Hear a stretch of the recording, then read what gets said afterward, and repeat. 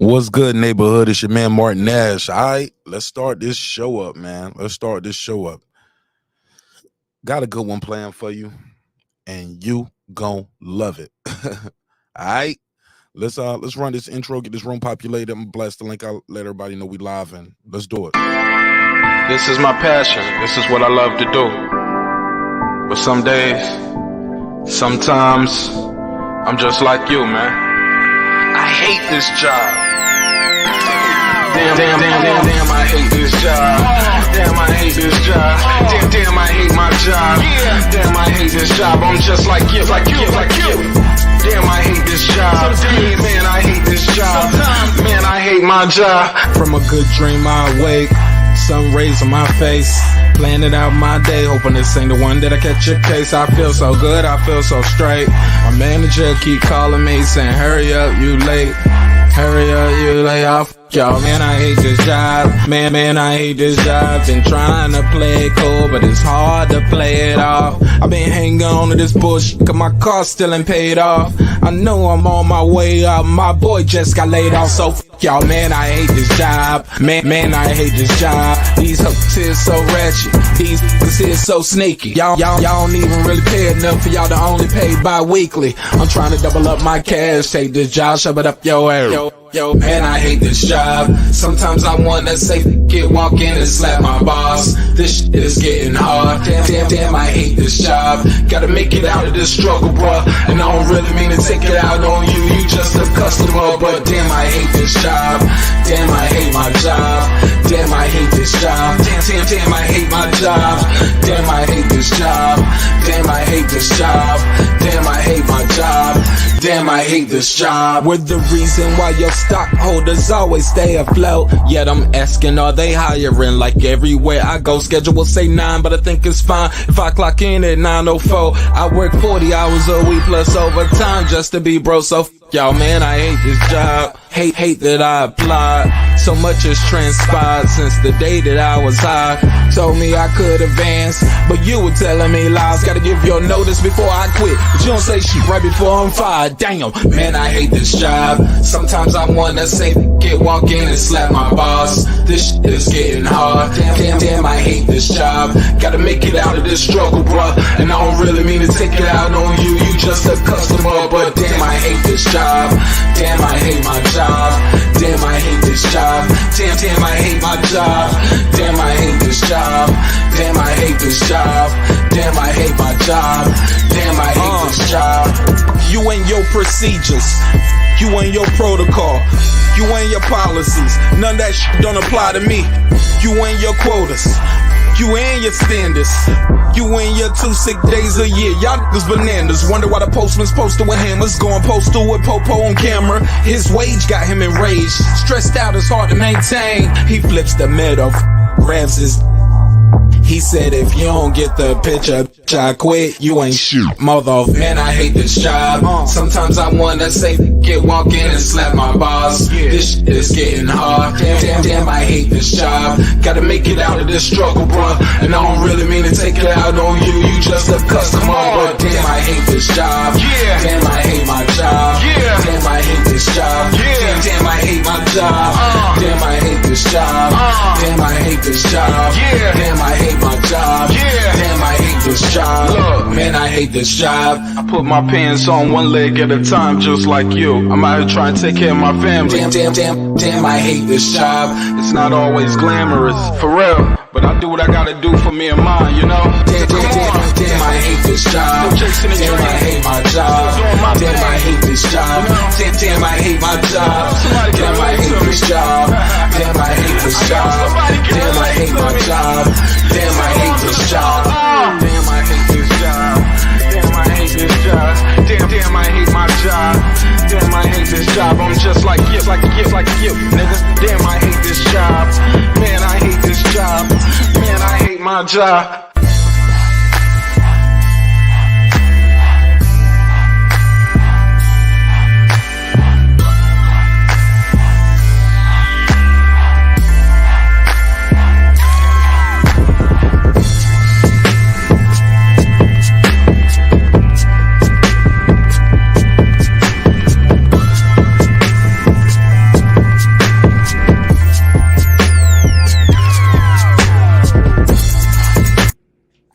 The views and opinions expressed in this program are those of the speakers, commentators, experts, and or the host. They do not explicitly nor necessarily reflect nor represent the channel's policy or the views held by the channel or broadcaster. The broadcaster or its channel cannot be held accountable for all or any views expressed during the program.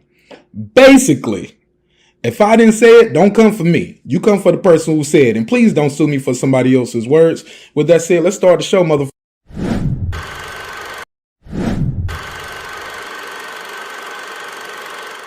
This that squad sound.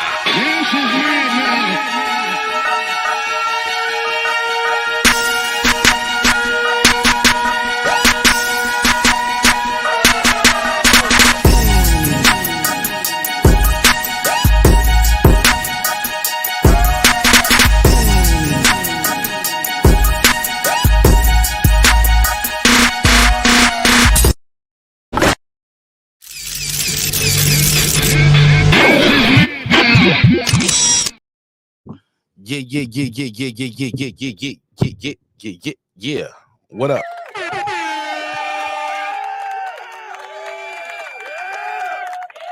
What up, though? What's popping? What's happening? What's going on, man? You back in the live with your favorite neighbor.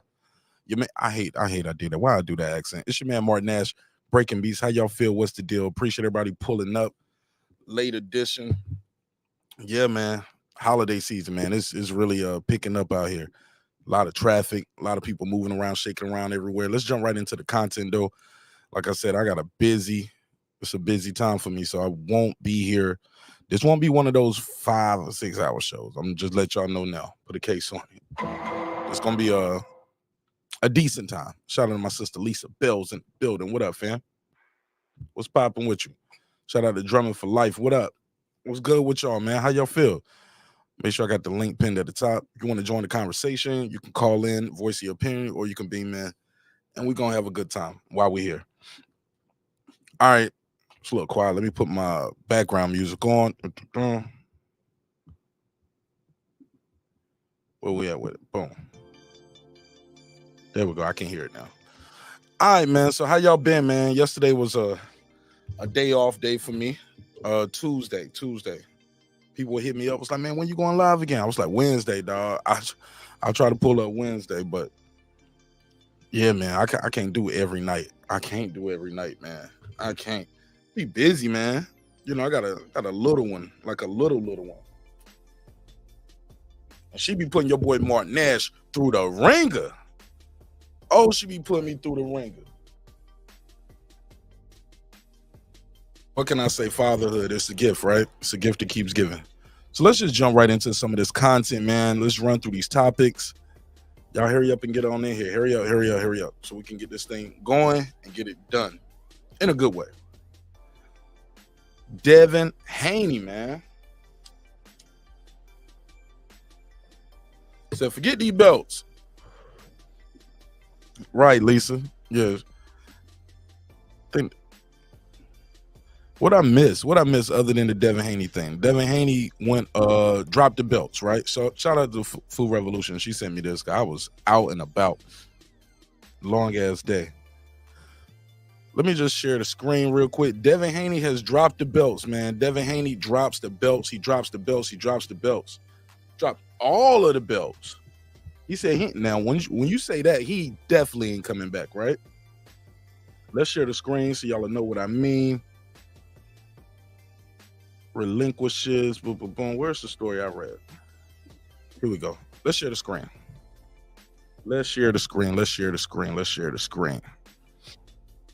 All right, boom. So our guy, Devin the Dream Haney. She said Haney gave rules was clear. What? Let me pull that up. I got to pull that up too, Lisa. That's news for me. I did not know. Never heard of it. Never heard of it. All right, let's jump into this first one, though. And I definitely will discuss that as well. So, Devin the Dream Haney has dropped the belts, man. Devin was like, nah, I'm good. According to this article right here, Mike Coppinger, this was earlier to yesterday, said undisputed lightweight champion Devin Haney vacates the titles. undisputed lightweight champion Devin Haney told ESPN he is vacating all 4 of his titles ahead of his December 9th junior welterweight championship against Regis Prograis. It said Haney was 25. Haney's 25. He retained all the titles against Lomachenko, blah, blah, blah. We know that. Before that, Haney 30-0, 15 KOs, defeated George Kambosos in a fight for undisputed championship, blah, blah, blah. We know that. Here we go. This is the part I thought was interesting, hence the thumbnail, right? This is why I thought this was interesting. Shout out to everybody who's pulling up. He said, I did everything at 135 that I could. Haney said on Wednesday, the biggest fight for me was making that Gervonta Davis fight. And his side showed no interest. No interest in making that fight. I've outgrown the division. So now I make my quest to 140. Okay, let's just stop right there. Why couldn't Tank Davis' team make a deal with Ron? Why couldn't they make a deal? What's up, Al Money? What's popping? Why couldn't they get a deal done with Devin Haney? His dad has been on the record of saying, hey, look, just give us the same deal you gave Ron Garcia. Why not? Why you couldn't give us the same deal you made with Ryan Garcia? He said his team showed no interest in making the fight. I've outgrown the division. I'll be making my quest to 140, blah, blah, blah. He said, and after this fight, I look to become a 3-division champion and move up to 147, God willing that I'm successful in this fight. Now, I was a little confused by this. Does that mean he's moving up right away? Is that what he's gonna do? Soon as he's done with this, he's moving up? I don't know. The way it's worded right here, you would assume so, right? You would assume like, okay, boom. I'm jumping right up in the weight as soon as this is over. I don't know, but I don't know how those belts are moving, what Crawford is going to vacate or not, but definitely I don't think if Crawford and Spence are still fighting at 147. Devin is going to move up there. I just don't see that. I don't foresee that in the future for Devin Haney. Al Money said, Drummond for life, what up? Drummond for life saying, what's up to Lisa Bills, blah, blah, blah. Lisa said, what's up to him? Al said, what's up to me? Cool. When I look at this fight, man, I don't see no reason why Tank Davis couldn't make this fight. If Devin Haney is pillow-fisted, like people say, he's not a threat, he's not this, he's not that, why we can't get that fight done? Seems that should be pretty easy to make. It's Devin Haney. He is the undisputed guy. I mean, that would have been a big opportunity, man, for Tank Davis, man. And I know some Tank Davis fans, I'm one of them too, but some Tank Davis fans are just going to be like, well, Devin didn't sell well. He doesn't sell well. Well, dance partners matter. Tank Davis never sold like this until he got with Ryan Garcia neither, you know?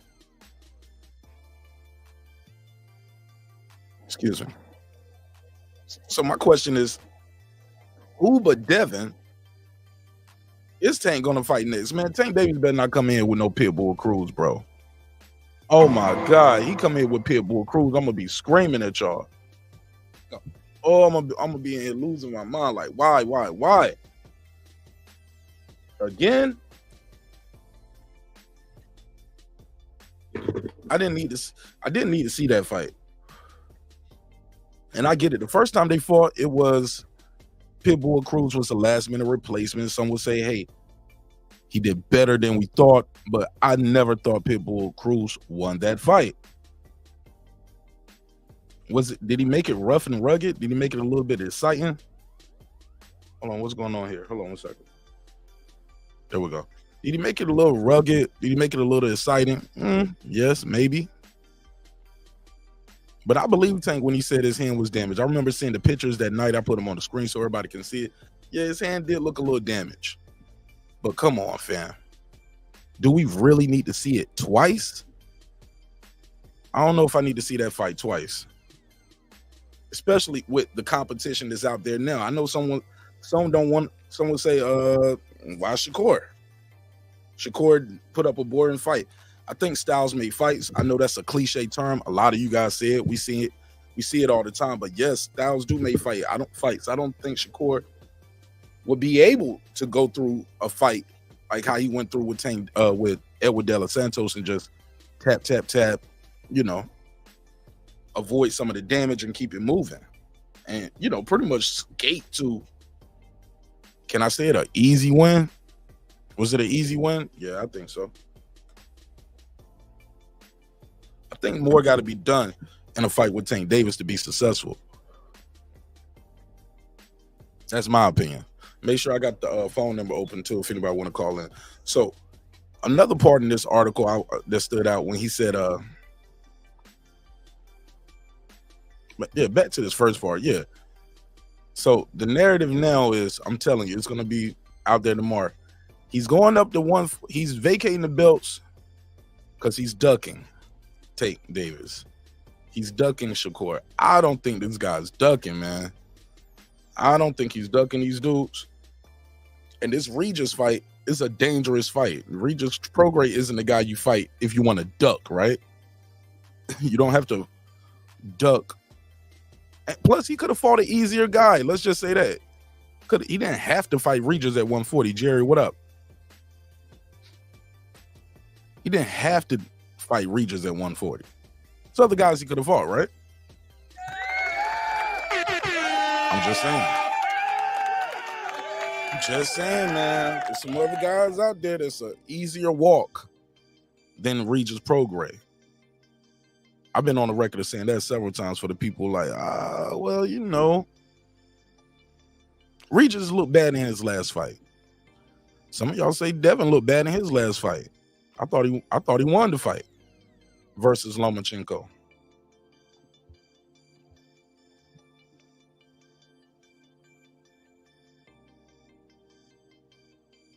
My bad. I'm reading. Okay. So let me continue, man. Let me continue. Yeah, what's good, Jerry? What's good? Make sure I got a number on the screen. Jerry, you want to call in, you can call in too. What y'all think of Devin ducking? Devin ducking. Y'all got me saying Devin ducking. What y'all think of Devin dropping the belts? Let me see what they saying in the chat. Like I said, I'm gonna go through these topics. I'm gonna get them on, get it in, get it out.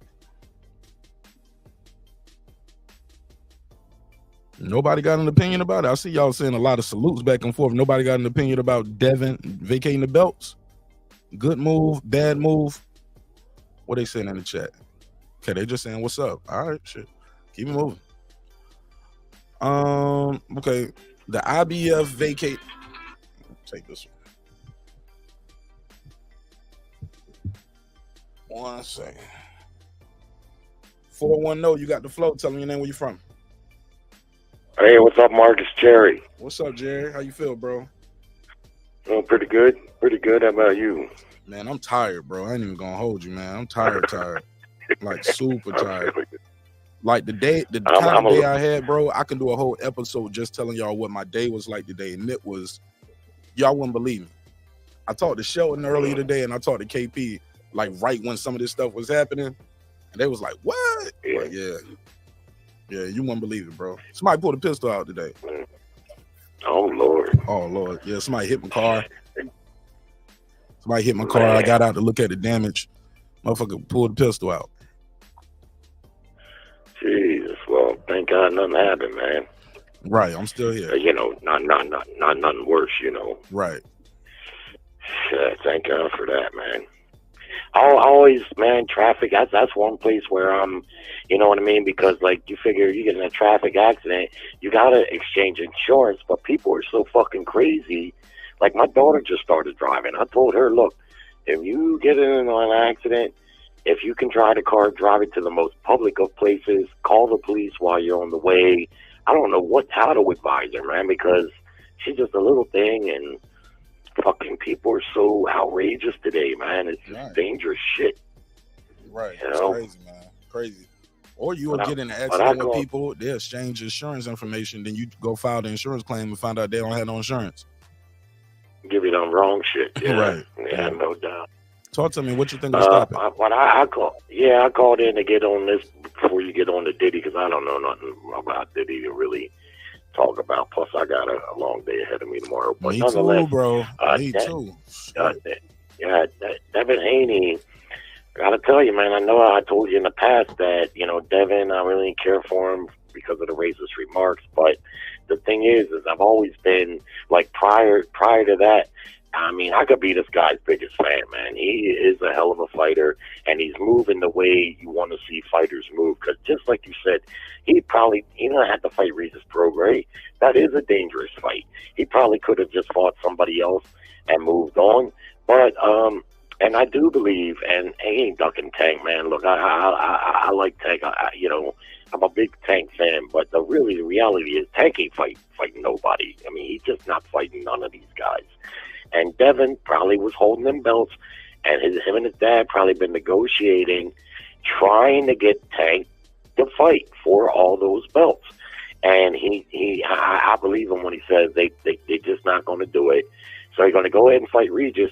Then he's going to do what I suspected he should have done even in the second Cambosis fight, which is move to welterweight because he's just too big for lightweight, super lightweight. He's just too big for it, man.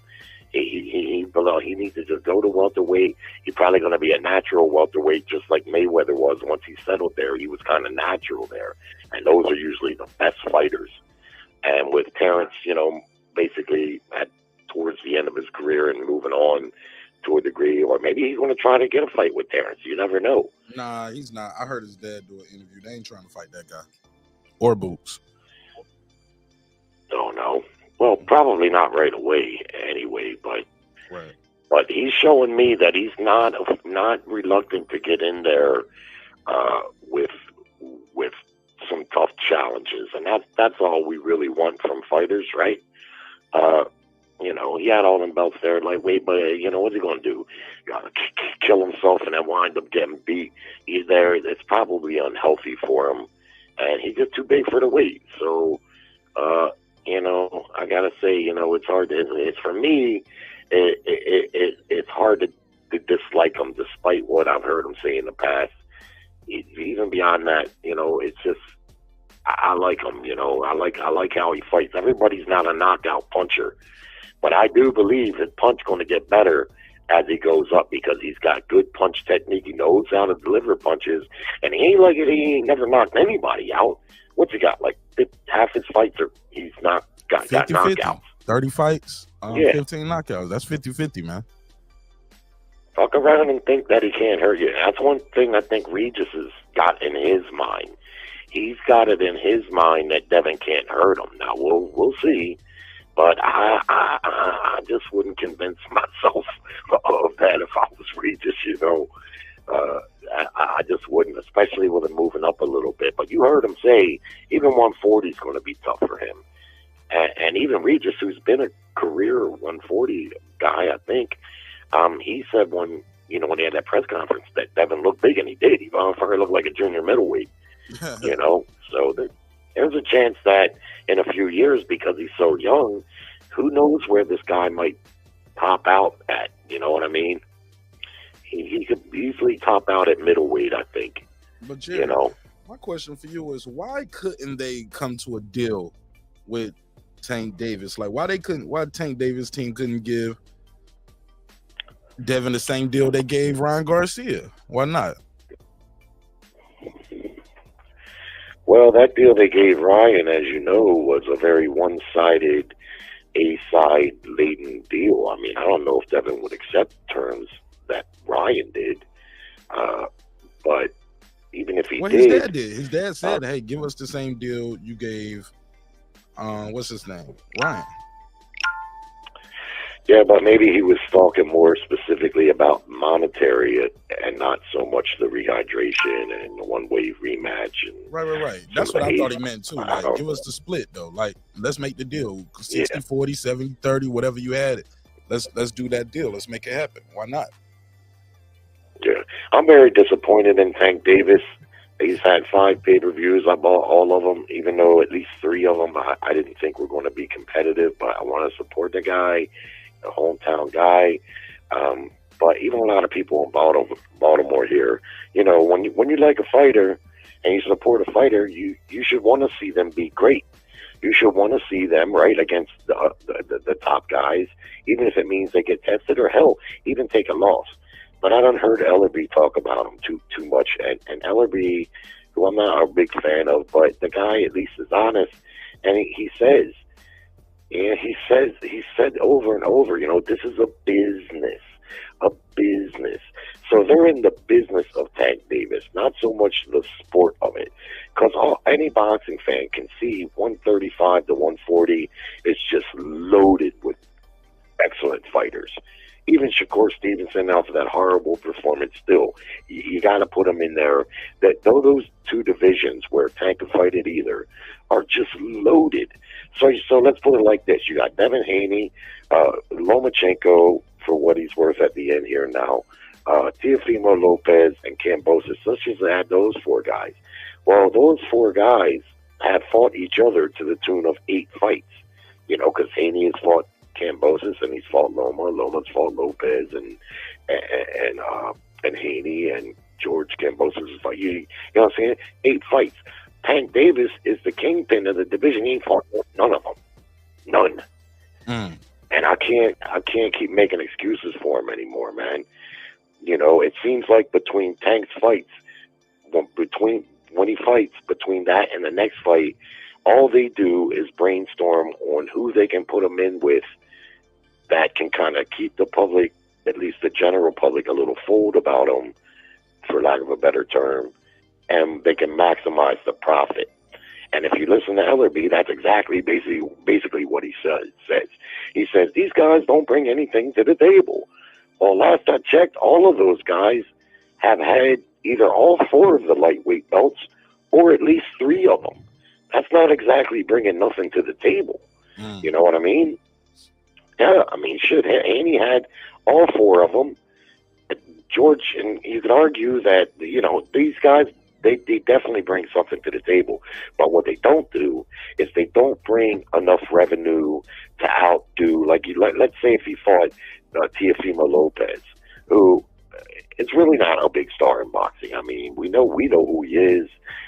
He's got a couple good, exciting fights under his belt, but he's not, let's say, a Tank. He's not on Tank's level, let's say.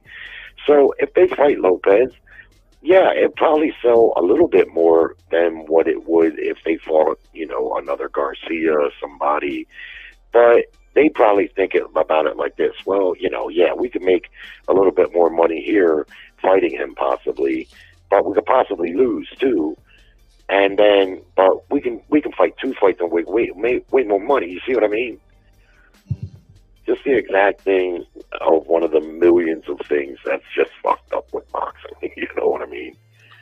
And that's probably why Tank and his people aren't concerned about having any of the real major titles, because if they do, there's a chance that they may force him to fight those fighters, or force him to fight someone, where we know he's going to get tested. Because frankly, I would maybe pick Tank over a lot of those guys. How many fights can he got now, man? But don't he need to come on? What we going? How long is too long to do wrong, bro? Well, that's the thing, man. And I guess they don't think he's doing wrong because he winning in the box office, I guess, right? Well, you see, they're content with the money that he's making. Now, I know that if he did fight those fights, at least I believe, and especially if he's successful and continued to be what they claim he is, then his marketability would go way, way up. But they seem to be content with trying to just, with where he's at, the money they're making on him. And he comes from a poor background, so he got a great big old house in Florida and Lamborghinis. And if Mayweather shows up and gives you a $400,000 Rolex and says, just keep doing, what we're telling you to do, bro, and you're going to be all right, that's heavy influence, right? So he's probably thinking, well, whatever he says, these guys don't bring nothing to the table. But we all know, as boxing fans, we're going to be disappointed with that, right? And Tank, it's long overdue for the criticism. You know, I would have criticized a lot of fighters prior, you know, that are in his position for not taking on better challenges. It seems like they look for, in between fights, they just looking for the next guy they can fool the public with and maximize their profit. You see what I'm saying? And you might want to throw in that there's a good likelihood, of course, you know, if he fights a Devin or a Tio or someone like that, well, they're going to want a little more money than what a lot of these other guys that he's fought have. You know what I mean? So it may be a slightly bigger sale, but they're probably going to want a slightly better purse too than, say, like a Rolly Romero or you know, anyone like that. Hold on one second though. Hey KP, real quick, is Devin still with Mayweather Promotions or what? Devin? I was talking to KP real quick. KP, you still there? Oh, he on mute. Yeah, I'm but on mute. You saying is Tank still with Mayweather? Yeah, or was it just, or they just still involved in that Ryan Garcia deal because, you know, they helped put it together? Man, Tank is in the same protection program Nicky Barnes was in. What? Hold on, what you say, bro? Tank is in the same protection program Nicky Barnes was in. Well, elaborate. I never heard of it. Never heard of it. Nicky Barnes, you remember he snitched on his friends and then he was the only one that got away. The rat that got away. They protected him. The government. He's under Mayweather Promotions Protection Program. He the baddest motherfucker that you know that's in the bubble. Go ahead, I'm listening. You got the flow. Hey, he the baddest guy you know that's in the bubble. The only reason that Mike Tyson had a mystique for so long was because he spent 4 years in prison. The mystique lasted because he was gone. Out of sight, out of mind. He didn't have to go rumble with Riddick Bowe and Evander Holyfield at the time. He lost his fight to Buster Douglas. He went to jail and he was gone for 4 years.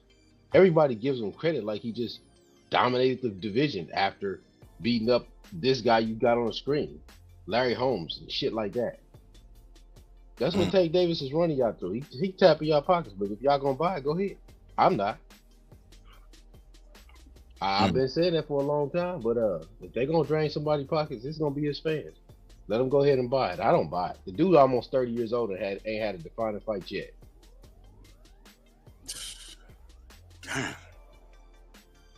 Tell me what's the defining fight? Is it Ryan Garcia? I mean, yeah. That's a damn shame. Yeah, to a degree. Yeah. Just think about what we're saying. Like we got guys. I just want you to think about this as boxing fans. The guy that you just showed that got knocked out by Tyson Fury, Deontay Wilder, fought Tyson Fury 3 times. Right. He's underappreciated by boxing fans, but everybody's telling you how great Tank is, and he ain't did shit. What am I supposed to do with that? What am I supposed to do with that? Pay $80 to watch him. They don't give me nothing, bro. You gotta prove it, bro. That's why Jerry laughed, because he know he gotta prove it. Like Tank Davis, dude, Gary Russell is about to retire at 30-something years old, and we still don't know exactly what he was at his highest. And Tank Davis wouldn't even fight him, and he's 126 pounds. Do you think that I'm gonna just say it, man, that bringing something to the table is the way to avoid somebody, or what? It's a hell of a duck. It's a hell of a duck move, because how is boxers talking about what a guy brings to the table when they barely can get fucking fight dates? They barely fighting like twice a year, bro. Like, if you don't get your ass in there and fight the guy that's supposed to be the guy that can beat you, why should I buy it? Tell me, why should I buy it? I mean, this boxing having great fights now is almost like waiting for March Madness. Like, nobody watches college basketball no more. They just wait till March Madness comes. Wow, you're right though. That's what boxing is, bro. That's what they turn into. What's up, Doug? What you think? So I'm biased. First things first, as always. Shout out to my brother Mark Nash. You know what I'm saying? Shout out to the panel, the chat, the caller as well, Jerry. Shout out to Jerry. I'm biased because you ain't gonna. I'm gonna watch college basketball even before March Madness. You feel me? So I'm biased. But when it comes to Tank Davis, the problem is that I'm a Tank fan. I like Tank. I want to see that brother do well. I want to see him make big fights. The thing is that he giving me such subpar, or the competition is so subpar, and with him quote unquote being the A side, right? I think he got a better opportunity to make some of the fights than other fighters have.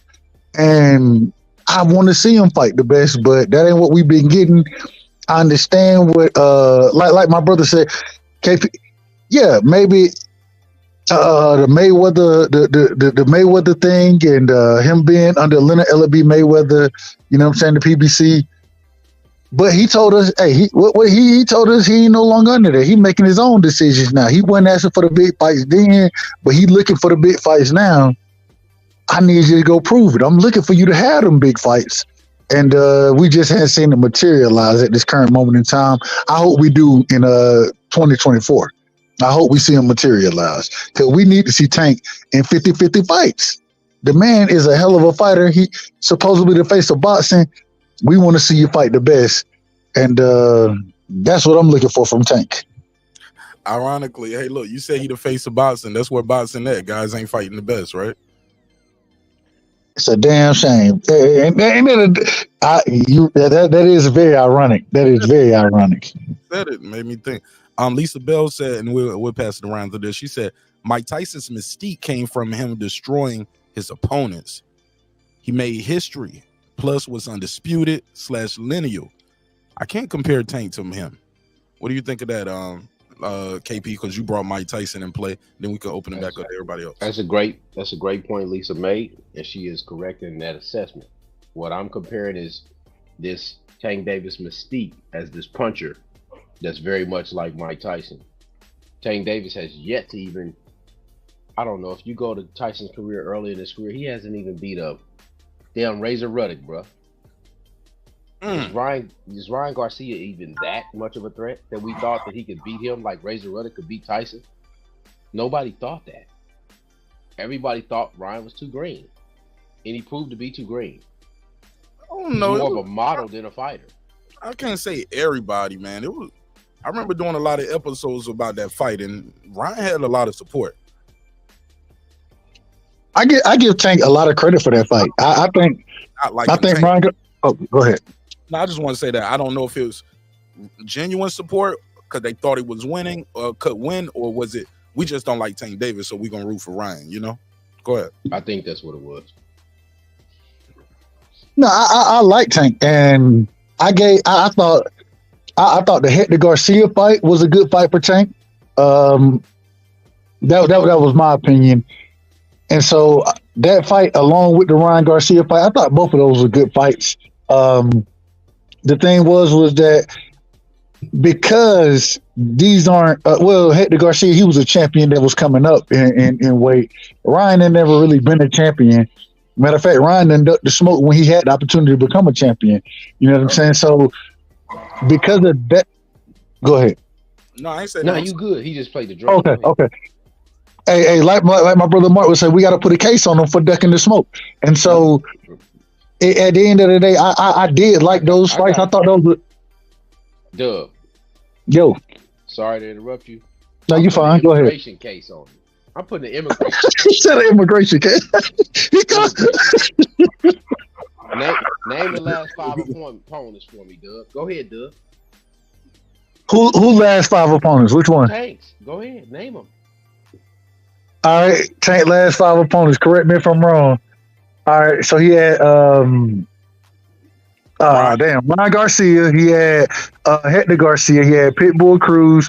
He had Rolly, and then Mario Barrios. If I'm not correct, and Leo Santa Cruz before that, right? Yeah, Leo Santa Cruz was before that. Correct. Play the Denzel drop. Which one? I'm putting cases on all you. Well, I ain't got that one, but I need to. Yeah. I mean, At the same time, bro, See, you can't even refute it. You can't even refute it. You just named all the names, brother. Ryan Garcia is American. Flew in from South America. Ryan Garcia is American, man. He was born in America. Okay. And Mario Barrios was born in America. And All I'm saying is Leo Tank don't fight. Tank don't even fight Americans, bro.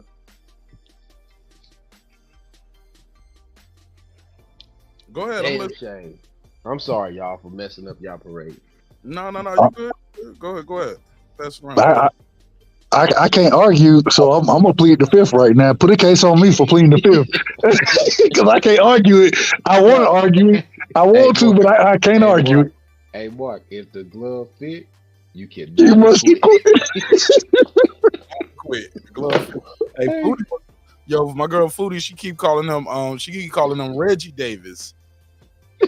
Reggie Davis, because he be getting these regular titles, and she said now the lane is open for him to get another email title. What do you guys think of that? She absolutely correct, because he the WBA regular champion. Now that Devin done dropped the belts, I believe he's gonna be elevated. And once he get elevated, it's gonna come through an email. So I want to see if people call Tank the email champion the way they was going at Devin, the way they've been going at Boots. I want to see if they go at Tank the same way. I want to see it. I want to see it, because I don't think they're gonna have the same smoke.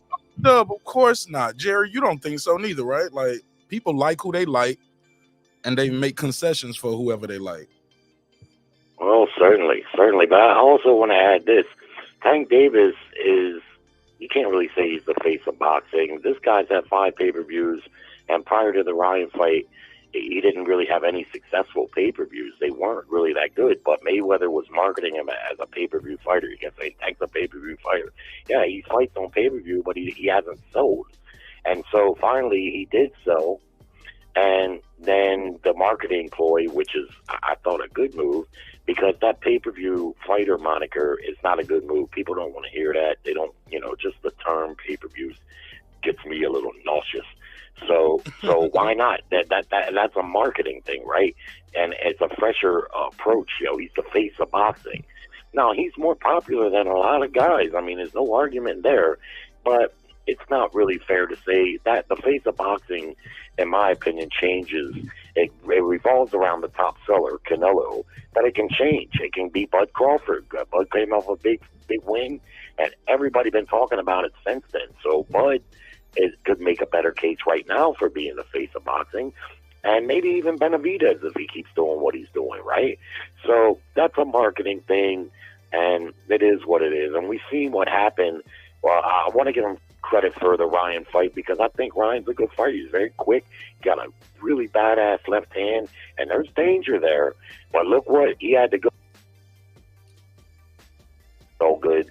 I don't know if they knew it was going to sell what it did, but they knew that fight was going to sell good, and they made him jump through all kinds of hoops. So imagine, trying to fight, say, a Teofimo Lopez, where it's not prognosticated that it's going to sell as good as that, and he's more dangerous. They probably want him to 110 pounds. He needs it. I agree. But look, I agree. But if you're Tank Davis or you're his handlers, right, and you saw the success of that Ryan event after you made him jump through all those hoops, and it was public, everybody knew it, right? Yeah. He even taunted Ryan about, like, yeah, you haven't had no water yet. You haven't eaten the last 2 days, stuff like that. I got spicy. Like, if you can make a guy jump through all those hoops, have that much of an advantage, beat him like you beat him, sell what you said, sell what you sold. What would stop you from doing that with everybody? Why? I'm a weight drain you. Because I don't think. Because I don't think that they think that a Lopez, let's say, or a Haney, to a lesser degree, would be as big. I don't think they think it would sell as much, but they probably would try to put them through those hurdles. Yep. Jerry's right. Jerry, you're right, and I think that Tank Davis is at a space where they've inflated his ego so much and his marketability so much, where he believes that he's this bigger star than he is. Because look, dude, at the end of the day, this is streaming apps now.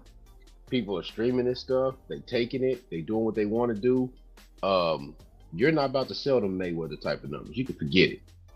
You can play that game all you want. The fans is gonna do what they want to do with their money. They'll come and see you live if you really putting on a good show. Look, dude, this dude is basically thinking he's Oscar De La Hoya, and he can pick not to fight Winky Wright, Vernon Forrest, and guys like that. See, Oscar had already fought a lineage of guys by the time he got to 30. This dude is about to be 30, y'all. Look at his box rec. Is he 30 yet? He about to be 30 years old, and we're still trying to get him to fight dudes that's 25, 26. Those guys are younger than him, less experienced than him. And you basically begging him to fight those guys? Some weird shit. Hey, look, to be fair, man, Oscar, I remember doing some research on this guy. I had a debate coming up. Shout out to Knockout Boxing, ACS TV. I did a debate over there, and it was about, did Floyd duck Winky Wright? I won that debate 2-1. Shout out to me. You know what I'm saying? Shout out to Dub, too, for saying, Mark, you got to do it, man. He said, man, you could do any debate over there. Who did you? I debated. Who did you back in the debate? I said Floyd didn't duck Winky Wright. Yeah, I agree. But when you do but it was tossed where some would say, man, they weren't even fighting it around the same weight, around the same time. But when you do your research, it was a fight that they were trying to make. Instead of Winky, Floyd ended up fighting Sean Bay Mitchell, and after that, Floyd never fought on regular HBO again. Or off pay-per-view period. Every fight after that was pay-per-view after that. But I said all that to say I was doing some research on it, and I found out Winky Wright turned down that Oscar fight because he wanted more money. Same with Floyd. He wanted more money. He had a chance to lose that Floyd fight, and it was like too much risk, low reward, and he wanted 50-50. Same thing with Oscar. Oscar offered him a good deal too. It was like a good percentage, and he would get like $3 or $5 off of every pay-per-view. It was some crazy shit like that. And he had a good deal, and he turned it down. So I don't subscribe to the fact that Oscar ducked him. Sir? Yeah, I did not know that Winky turned that down. What a foolish move. I bet you he probably sitting somewhere in Florida regretting that. You got to look at where he was coming from. At that time, he was taking the low end on so many fights, and he was going in there and beating these guys. He took the low end on Mosley. Took the low end on was it Trinidad? Who Vargas too. Vargas and Trinidad. He just kept taking the low end on everybody, and finally he was like, "Look, man, I want to get paid." I know, but not taking the low end against the biggest money fight, right? Just doesn't seem to make sense. If you're going to take the low end, like Vargas, yeah. But nonetheless, Oscar wasn't the ducking time. Oscar cashed every check that was out there for him, and that's a big part of what it was too. The fighter that he is, he wasn't about ducking guys, but it was also cashing checks because prior to Mayweather, Oscar was Mayweather. He was making a whole lot of money. People don't even realize how much money that man made between his fight purses and his endorsements. That's why he was able to go do that promotional company. That's why he was able to promote Floyd after they fought for a while, because he had lots of bank. So, you know, you can always find, like any rule, you can almost always find an exception for. But Oscar proved in his career, whether people love him or hate him, he wasn't the ducking type. He got a lot of money when he got in there with the guys, you know. He fought a lot of guys, man. You got to give that guy credit. He gave a lot of guys opportunity. Yeah, he did. He didn't shy away from fighting Trinidad. I mean, the fight took a little while to make, like any big fight, you know. But Trinidad was a monster puncher, dangerous fighter, and Oscar got right in there. I think Oscar beat him easy in that fight. Yeah, I thought so too. Robbery. Yeah, I thought so too. But it also showed that it also showed us, Jerry, what Trinidad brought to the game once he went up to the next weight class, and he just kind of blazed a trail that I've yet to see another welterweight do anything like that after Trinidad did it. Do what exactly? Well, he goes to 54 and takes the belts at 54. After he leaves 54, he goes to the middleweight tournament to fight the best middleweight in the last probably 20 years in Bernard Hopkins, even though he lost the fight. I've yet to see a welterweight go from 47 to 54 and 60 like that. I haven't seen it since Trinidad, even though he's a flawed fighter. He lost and retired. Then came back, did good, lost and retired. Trinidad retired every time he lost. Yeah, he did. They fought Roy Jones too. Then retired after that too. After And he Winky Wright I too. mean, he Winky Wright fought retired. Roy Jones. Yeah, and he fought Winky Wright. So Trinidad's another one. Yeah, man. He's a he dog. got in there with guys. Yeah, Right. he got in there with guys, and I tell you what, that left hook was a thing of beauty. Now there was other parts of his game that I think Oscar exposed, and certainly Bernard Hopkins exposed. But one could argue that once he moved up there like that, he was fighting maybe above where he should have been. You could maybe argue that, even though he was kind of tall and he had a frame that would allow him to move up. I knew he wasn't always going to stay at welterweight, but once he got to 160, I think you could start to make an argument that he was pushing it as far as the weight. But that just underlines the badass that he was, because he wanted to fight Roy Jones while he was at middleweight. That's all he ever talked about. Because Roy was the number 1 pound guy, and yeah, and all he talked about was fighting Roy Jones. And I kept thinking, just like Roy'd say, man, this guy can't beat me. He's not big enough. Yeah, he's too little. And he couldn't. Yeah, but he held in there for a while with him. He held in there for a while because Roy Jones, you could argue too, when they did fight, he wasn't really in his prime necessarily either. Right. Yeah, they was both done.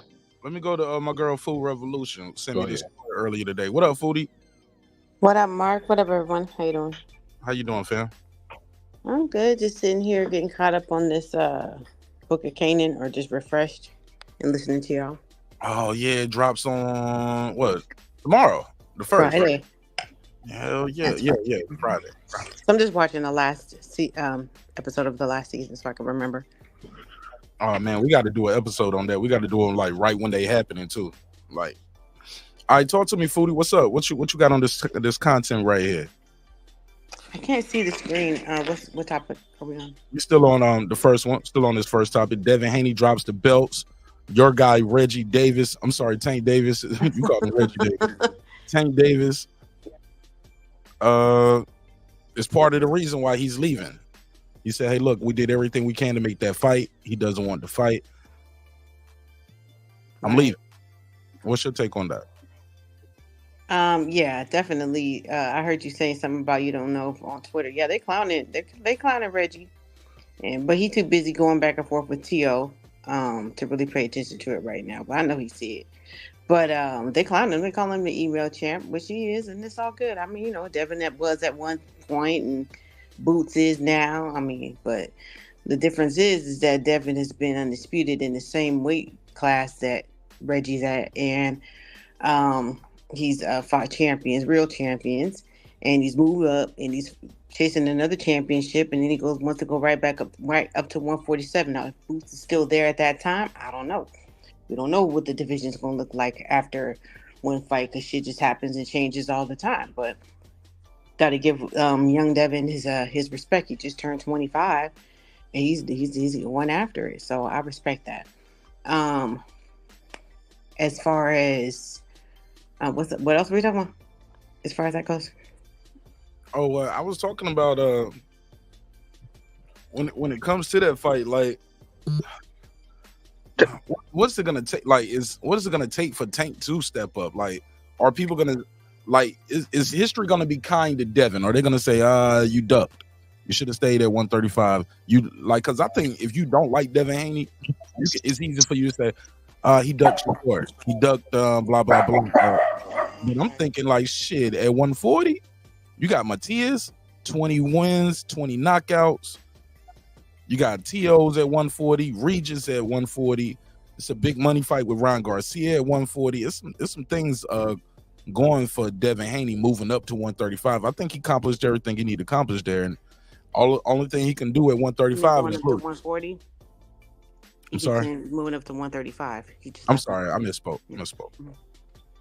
I mean, there are some killers at 140, and I was hoping he would stay around in the division a little longer too. But I heard Bill Haney talking to whatever the dude is, the boxing voice, like sometime last week. I was half asleep listening to it because you know he could ramble a little bit, but he talked about the same thing. He said that they they plan on moving up to 147. I don't think he said how soon. And he's like, what? He was really like shocked, the host. And I guess that's just how they feel. You don't want to spend a whole another 5 years or whatever at 140 trying to fight everybody, because just because you want to fight everybody and the fights are available, the bullshit.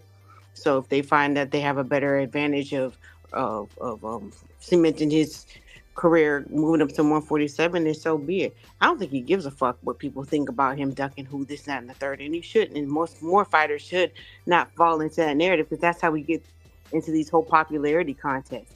Because Tank is a popular fighter. He's not a tested fighter or a proven fighter. He's the most popular fighter, and therefore he generates a lot of money at the gate. We talked about that last week. That's all there is to that. He's got a great PR team. He's fueled by PR. He's not fueled by legacy or accomplishments, and this fan base like that. That's fine. I'm gonna leave them over there, but I'm gonna watch, with the people who really want to move up and be great. Just going off of what Foodie just said, it's interesting because it was reported last week. I agree with you, Foodie. It was reported that after Devin fights Regis, he plans to move up. He was looking to fight Keith Thurman, and because it's all WBC. It's all WBC led. So if he couldn't get the Keith Thurman fight, then Mario Barrios was next in line for that belt. So what I've been hearing is that he'll fight this fight with Keith Thurman, then he'll go fight at 147 against Mario Barrios. I got 2 points on this one real quick.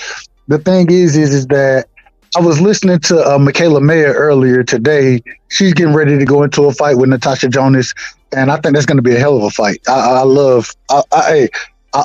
all for it. But one thing she said, chubby, but go ahead. No, and one thing she said was that when I allowed myself to move up, well, shit, my body it took off because I let myself gain those extra 5. Then my body really tried to grow on me, and mind you, Michaela Mayer is much older than what Devin is. And so one thing I was thinking about is well, hell, if that happens to you, Devin done been at 35 his whole career, 7 years. And so once he moves up, his body may have that same reaction where, shit, now you let me grow, nigga. I'm trying to grow. So I'm bigger than Devin walking around at 160, 165. So for him to have to cut those pounds versus him being able to be comfortable and make certain fights, I understand it. The problem I have, this is the problem. I still need to see you fight the best. And so because anybody who don't know, I'm a fan of Devin. I'm a huge Devin fan, but I want to see him fight the best. I don't think Mario Barrios is the best. I understand him moving up to that weight fighting him, but I don't think Mario Barrios is the best. Keith Thurman supposedly turned the fight down, but are you going to campaign at that weight, or are you going to come back down? I got to see how all this works out.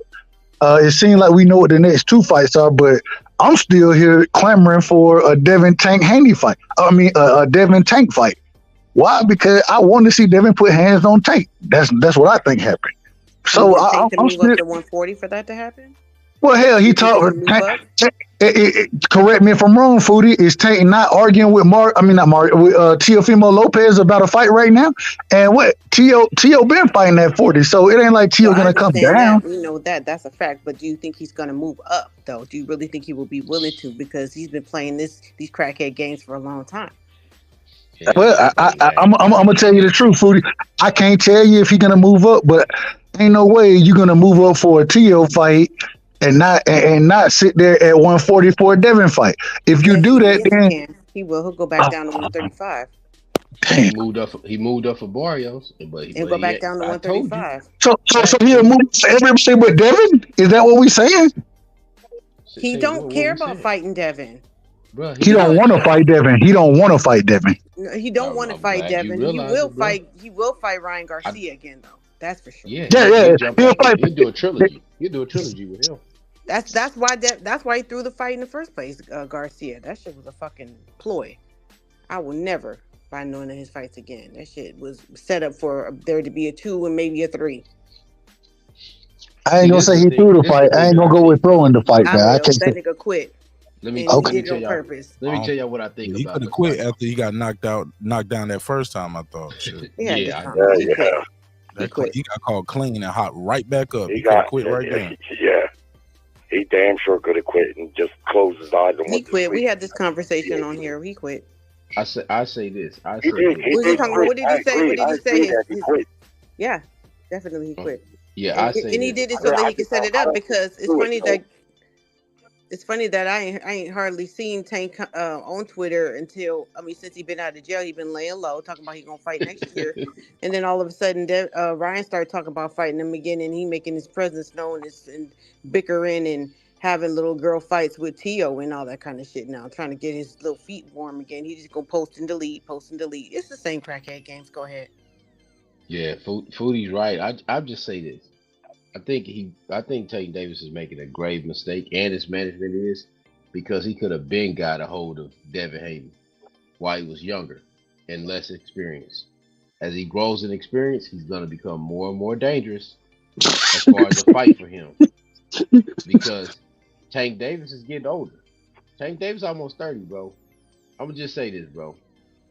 At the end of the day, you and I know, Dub, every man on this panel, once you start to pass certain age markers, your body start to be different. Everything feel a little bit different. You don't wake up like you used to wake up. Your body don't feel the same. He can play the games all he want. He can run around here and play the damn games. KP, you might roll over the wrong way, and next thing you know, your back hurting, and you don't even know why that motherfucker hurting. That's what happened. That's what Especially if happened. you're a That's what career happened. athlete, yeah, their bodies age differently. Their joints Yeah. age differently because And you have to then not look, only and look, fight, fool, but you have to this is a train all dude the that's time. this a dude that's going back and forth to jail, while Devin Haney is fully in the gym all the damn time. But you know why he's not going to fight Devin Haney, right? Because Why Devin is not? not going to agree to a catch weight. Never. He should, but he shouldn't agree to a catch weight. But The that's fight the only needs. way he would fight him. He would fight him if he would agree to a catch weight. So let me ask, and respectfully, Mark, can I ask? I want to ask a question. Do y'all think that when Fuck it. go ahead. Just jump right in with the questions. You ain't got to Okay, ask. I got you. The catch weight with Mario or not the catch weight, excuse me, the rehydration clause with Mario Barrios, the catch weight and rehydration clause with Ryan Garcia. Is that not a fighter trying to find an advantage outside of the ring? Is that not what's happening? Where that's what's we're happening. going with that question? And I misspoke. I meant rehydration. He's never going to get Ryan to neither one. He ain't going to get him to sign a catch weight, and he definitely ain't going to get him to rehydrate. And like I already said last week, he's still shrinking down to get to 140. Ryan, he's still shrinking down. That's a big motherfucker. I think he's tall. he ain't that tall. He only about 5'8", 5'9". No. Ryan But he's got 5'10", 5'11". No, he's not. There's no way. Ryan is definitely 5'10". Ryan, also, I thought you meant Devin. I thought we were talking about Devin. No. Devin about 5'8", 5'9". I agree with that. Yeah, but Ryan is naturally slim. He's tall and slim. So, but Agreed. Devin is Foodie, like he's 5'8". gonna fill out like Oscar did at 47. By the time he fill out, Ryan? at 47, he gonna fill out. Yeah, But I think all these dudes fill out. I think they all fill out at 47. They all are shrinking down right now. I think 47, 54 is their comfortable weight to fight it. You can't walk around at 60. Oh, go ahead. I'm talking about Devin. I'm sorry, I didn't mean to. I don't know how we talk about. No, I'm talking about Devin too. Devin is shrinking down to get to 140 to fight Regis Prograis. Like that's not his natural weight too. So when he rehydrate, he's gonna go in there a lot bigger. So that's the reason why Tank ain't gonna fight him, because even though Tank gains weight in between, he gained kind of like fat. He get to be like a little roly poly. It's not muscle, so he's kind of still 135 ain't really hard for him to make as small as he is. He's like 5'2". Foodie, I think it's hard for him to make that weight. That's why he missed the weight before. He missed it at 130. No, I was gonna say, he missed weight at 130. At 130, he didn't miss weight at 135. I think it's hard for him to make that weight. If y'all think about it, Tank ain't been as active as he used to be. Like the last 3 years, he's been fighting barely twice a year, twice. Well, one, but he get big bags. He get bags. One, so he don't have to be. Two, there's no budget for him. There ain't been no budget. Hold on. Now, Go ahead, question. Doug. Let me ask this. So now with the PBC, the reports are coming out that the PBC is going to be making a deal with Amazon. You know what I'm saying? Amazon Prime. Do y'all think that's I think that's good for boxing because Showtime's no longer going to be involved in it, and Amazon saying they got a little bag to spend there over there. You know what I'm saying? Do I y'all believe think when the I see big it, fight? brother. Hold on. My question: do you think the big fights? Do you think they make the big fights with Tank Davis? I think you got to make a big fight with Tank Davis. You got Bud and EJ. You got that rematch already. You got to make a big fight with Tank Davis. You got to make a big fight with him Why? Why do you say that? What's your because reasoning? going into a new it's part of the selling point. If I'm the PBC and I'm trying to get Amazon to put a certain amount of money into my company and to support and give me a network to fight on, I gotta show you early that I'm gonna bring big fights to you. And Tank Davis is one of the biggest names in boxing right now. So Right, I agree feel with like you. Here's my I agree only with you. I issue just with this, wanted to though. see where you was Here's my going with only that. What'd issue. you say, Mark?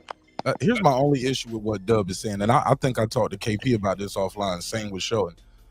Some fans, and I ain't talking about you directly, Dub, but they are assuming that this, and I'm 50-50 with you. Here we go. Halfway, yes. You don't, if you're the PBC, you don't want to go in there like, wow, this and lose another deal. I don't think Prime is gonna go out of business on some Showtime shit, but they might say, hey, look, we ain't rocking with y'all no more, like other networks did. Spike, Fight TV, we can just go through. They was on WB, UPN, like they was Fox, like they was everywhere, right? So they can just say, hey, look, we're not The WB.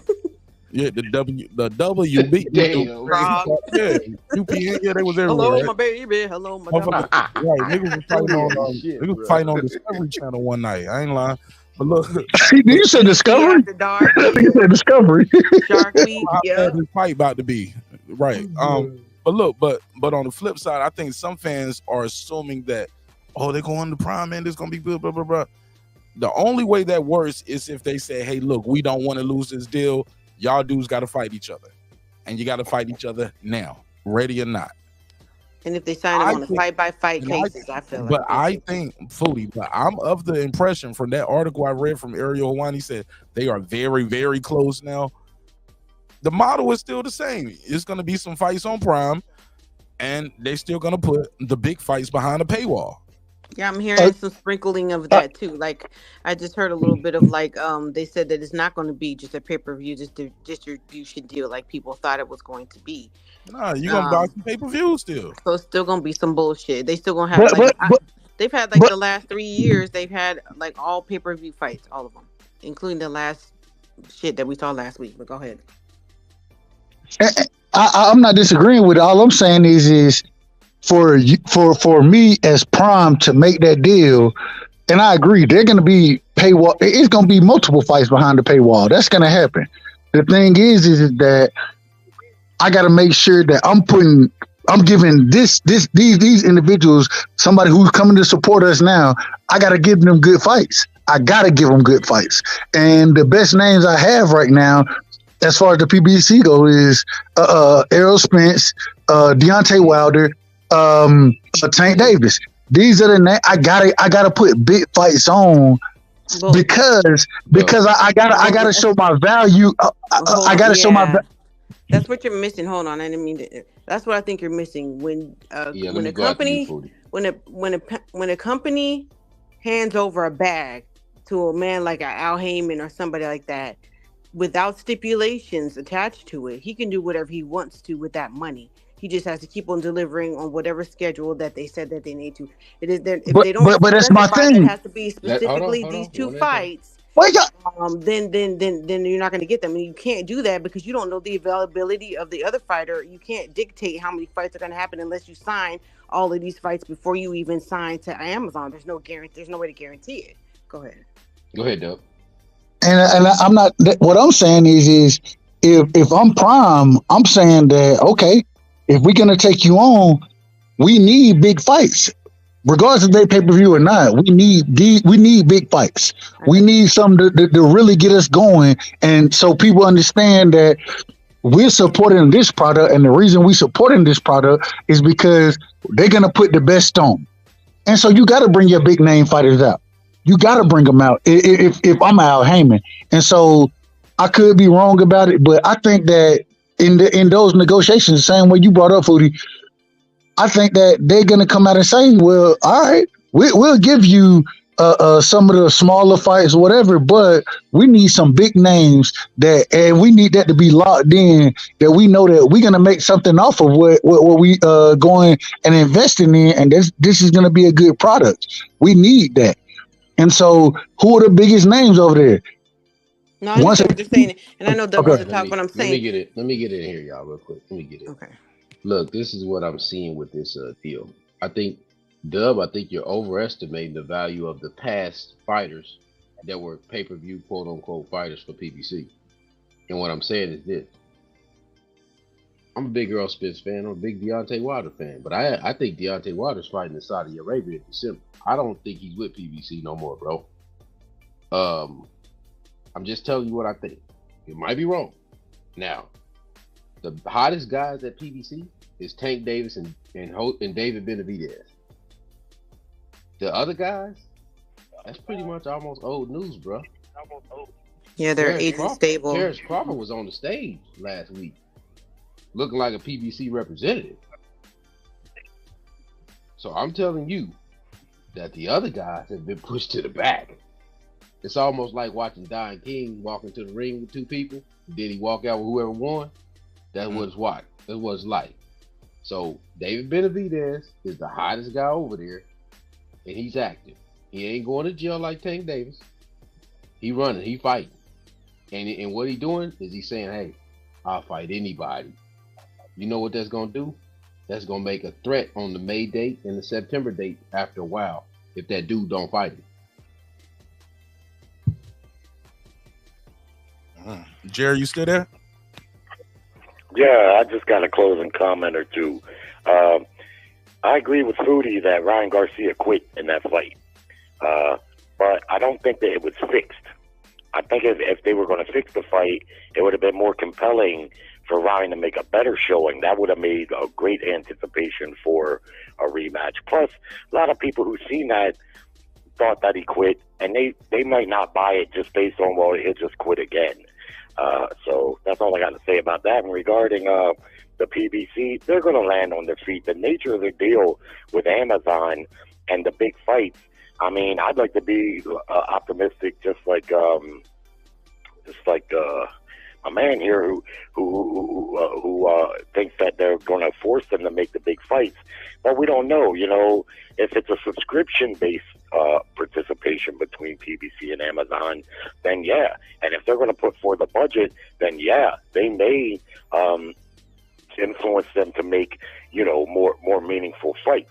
But if it's a kind of thing where they're just using their platform to present the product, then they might not really care so much, you know, if, you know, as far as the competitive thing. But, you know, we're going to all have to wait and see, because first off, the deal is not final.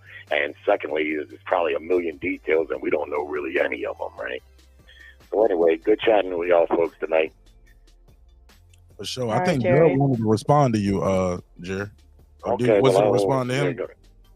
No. Shout out to Jerry, man. I agree with what Jerry said, and my response was only that I think you have to have something kind of already put into place when you're going and trying to make these deals happen. You don't go into, and this is, I could be wrong about it. I don't understand how exactly these deals work, but I do know from my perspective and the things that I have to work with, you got to have something already kind of in place, certain fights, certain things that's going to bring revenue in to the company. You know what I'm saying? For me to support it, you got to give me a good business model. You know what I'm saying? So Yeah. I feel like that because of that. They don't have a lot of sellable fighters over there. That's what he's missing, Jerry. Like, he doesn't. Everybody that Tank should have fought is at 140 now, and they're not on PBC. So you can't guarantee, if you're PBC and you're going into an Amazon deal, you can't guarantee that you're going to be able to make cross promotional fights You can't guarantee that. That's something that will have to be negotiated later, depending on how much the purse and all the other tangibles. So you can only promise fights within your stable, because that's all you have control over. You can't say, well, he's going to get a fight with Tio, he's going to get a fight with Ryan, and they're all at 140 now. Everybody that's left over, like Kambosos and Lomachenko, they're supposed to be fighting maybe for one of the straps. I can't remember which one. In Australia later. And they fight for the IBF. Anyway. It's the IBF strap. They fight for the IBF strap. But they're top rank anyway. So. But at the same time, regardless of who could he offer? Who could he offer? But when you're the cash cow like Tank Davis, that's my only issue. Like, and I won't say he's no Floyd Mayweather or Manny Pacquiao, Oscar De La Hoya with it, but he did have a very mega successful event. Now I get it; it takes two to tango. One fight. Hey, look, all you need is one to crack the door open. But then you got to refight that same person in order to generate that kind of income. I love Foodie, but my point of saying that, let me just say what my point of bringing that up was. Though a lot of those guys, I think, take a weight cut, or take one of those Ryan Garcia type deals where, okay, you'll drain me down, or a catch weight type situation for that payday opportunity. Because I don't think none of them are scared of Tank. But yeah, the money right. Yeah, I think those guys will do a 138 type deal. Come in 137, 138 and rehydrate. Right, maybe Shakur, but the point is what we're saying. You can't guarantee. Hold on. You can't guarantee to Amazon Prime that those fights are going to happen. That's the whole subject of what we're talking about. You just said that's what Dub was saying. If I was, Al Heyman, I would guarantee this, that, and the third. You can't. I get where you're coming. Yeah. I get where you're coming from with that aspect, but the other part I was speaking to was all the guys that we wanted Tank to fight are now at 140. I was like, man, that money right, they'll come back down. Them niggas is moving on. That nigga is 29 years old. Them niggas is moving on. I'm sorry. I think they're moving on. But I think they moving on. 1.4. Wait a minute. How are we? Hold on. Wait a minute. Let me say this. Your mic is really loud. Is my mic loud? My mic loud? Yeah, you or your mic. Let me check. I didn't mean to be rude, but. Nah, your shit was loud, but go ahead, Dub. You good. Shout out to Jerry. I appreciate you calling in, bro. Go ahead, Dub. You good. I ain't noticed it. Nah, all I was saying was hot. Go ahead. All I'm saying is that when you say that these fighters have moved, wait a minute. Tank went and fought Mario Barrios at 140. And he ain't been back since. So at the end of the day, what we need to be asking is how is it okay for you to fight Mario Barrios at 40, but you don't want to fight nobody else who got smoked for you at 40? Because he can, because there's still money for him to fight whoever he wants to fight at 135. And if we're gonna defend it, then it is what it is. But I ain't got no defense for it. I'm not defending it. It's a fact. Yeah. Saying it before saying it, sometimes you got to get in there and see what your body feel like. And he got in there and felt, and he said, "Hey, look, I don't know, man." He said, "I know I said 130, 35, and 40, but 140 ain't for me." He said it after and he won that fight, but he stopped that guy. But he said, he didn't like the way his body felt at 140. But then again, older now, and he's getting older, he might need to go to 140. But I know just to be fair to Tank Davis, because I'm just trying to be fair to everybody. When it comes to that, he said, 140 was too much after the fight. So he did admit, it was too much. And we just saw him. I'm sorry, but then he waited. I know. I'm all right. Dub be on them motherfucking chairs where niggas be screaming and yelling. He got to get heard, so he got that shit. Yeah, we hear you, Dub. We hear you. And I'm trying to, we trying to take turns. I'm trying not to be rude. Dub come from the free smoke debate sector. He come from the Thunder. We're gonna clear the lane for you, Dub. You like my uncles, like that at every family reunion or whatever gathering. I can hear that nigga all the way from the street. But Fruity, he like the uncle at the domino game when he gotta slam the bones. Yeah, like and I play bones. I'm like, God damn, I can hear that. And catch me on the bones tape. I'm gonna fuck you up respectfully. Go ahead. I apologize. Oh, I got you on them bones though. I got you. You definitely ain't got me on the foodie. I got love for you, Listen, but you ain't gonna be able to get off with that There you one. go. You I definitely like ain't you got me on the niggas and bones bones. table. I I like you drag your niggas and motherfucking. I Hey, bones. drag Mark. you around Hey, the corner and bring you back. I bring hey, you back. Mark. I Mark, Christmas I promise. in the got 30th. Respect. Mark. I I say got to that Christmas switch. in the respectfully. Mark, I 30th. got to switch the subject back on Dub. It's love. Dub It's about love. It's love, Dub. foodie. It's love. Dub. Hey, Mark, I got to switch the subject on Dub. About to take us to Niggerville, USA. Nah, what you do got me on?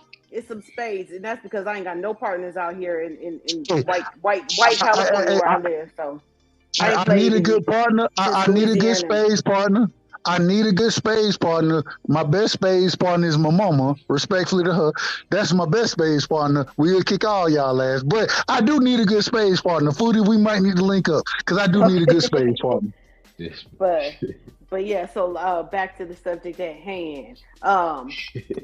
We're talking about Reggie. He ain't moving up to 140. I just don't see it. If he was gonna do that, he would have done it already by now. I feel like he's 29 years old. What does he have? He's comfortable where he is, and he has no incentive, no real incentive. If you're getting paid to underperform and fight nobodies, and that's your whole goal, you don't care about legacy, then why would you move up? Yeah, you're right. Why would you move up? I don't think they really have any incentive for him to move up. I'm just looking at this Amazon deal that they did with the NFL, and if y'all noticed, last week they had a game on Black Friday. Amazon did, and it said they basically paid the NFL almost $100 million to have that game. So they showing out the dough. Boxing ain't NFL. They can make a whole lot more money off of NFL. Oh That's yeah, I know. sure. Yeah, I know that, Foodie. That, but and that's only an American kind of sport. Shit, and but boxing Foodie, is worldwide. That's kind of another one of my points with the Amazon deal. If they gonna bring an Amazon deal over there, they got to collaborate with other promoters to make the best fights that they can make. Because I mean, the NFL they're not like just signing up the worst games they can on Thursday Night Football. You know what I'm saying? They're an organization. There is no organization in boxing. Yeah, I know. So there are rules and regulations to their shit. We ain't got none of that over here. So it's Wild Wild West. So the question is, it's the ever looming question: are they going to cross promote? They have. They just did with Shakur and fucking De Los Santos. They did it with Fury and Wilder. They've done it before. They did. Bud had and it. They about to do it with Fury and Usyk and all. You know, it's all kind of shit about that. But boxing gonna have to do something. They're gonna have to give the fans something because this ain't a time in a place. Who's doing economy it? and global? Not PBC. PBC ain't doing it with Fury. We're talking about PBC crossing the street. Everybody else ain't got no problem crossing the street. They brought that. If they don't, they can close the books up. We'll see. They can close the books. Because we talking about Al Heyman, the motherfucking industry ghost. Like that motherfucker got some kind of somebody's blood somewhere or something. I don't know what the hell. He didn't move from the music industry to boxing to I don't know what the fuck that nigga be having on people, but he got some shit on him or something. He get away with murder. He get away with the most. He took that Wydell Reed money that he got for the PBC. Look what the fuck he's done with it in almost 10 years. It was 10 years. He didn't ran through that shit like nobody's motherfucking business. How do you run through $1 billion like that? You should be generating. You should be worth $2 or $3 billion by now. Yeah, that's crazy. Foodie said that shit like it was cocaine. You start with an eighth, a quarter, then you get a half a piece. Hey, but she said it like she was in the kitchen with somebody that was bagging up. Right. Well, maybe not $2 to $3 billion, but at least you should have doubled it. It was our kitchen. Double it. Hey, all right, now case on me. Hey, all I can see is pay. You got too many cases on me now, Mark. You want to make some money? It's too many cases on me. First, I'm a murderer. What? Now I know how to kill people with antifreeze, and I'm cooking in the kitchen. I mean, just a live show. They can hear you, Foodie. You know what? We're just talking on the phone right now. You know, people can hear you. You put it on your page, man. Yeah, they can hear you. look, man. I've been out the loop, man. What happened with T.O. and Tank? What was y'all talking about with that? I'm trying to find it on Twitter now. Oh, Tank was bringing up, they clowning each other and talking about. Oh no, it was T.O. and Shakur. They was really the ones going back and forth. And Tio said, "Well, I was cool to fight you or some shit, but when I was in the locker room with you, they calling Shakur, Shakir Twitter said again, and they calling him a diva again. He's talking about when I was in the locker room with you, you was acting all funny. You know, he said that he would have fought him or whatever. I guess at 135. I don't know when this was supposed to be or when this happened. And I think there was a photo. He put a photo of him and Shakur up, and Shakur with the dimples and all that, and they was all cool. And then Shakur, he liked to get on demon time. That nigga is a motherfucking baby. He's a baby face killer. That motherfucker. Well, now he's just kind of a baby face Twitter killer from the last fight, but that nigga, I don't know. He be switching up, and I feel like I love Shakur. He's a great fighter. He got jealousy issues, man. That nigga got jealousy issues. He feel like he getting shafted, and then he goes after people, but not in the ring.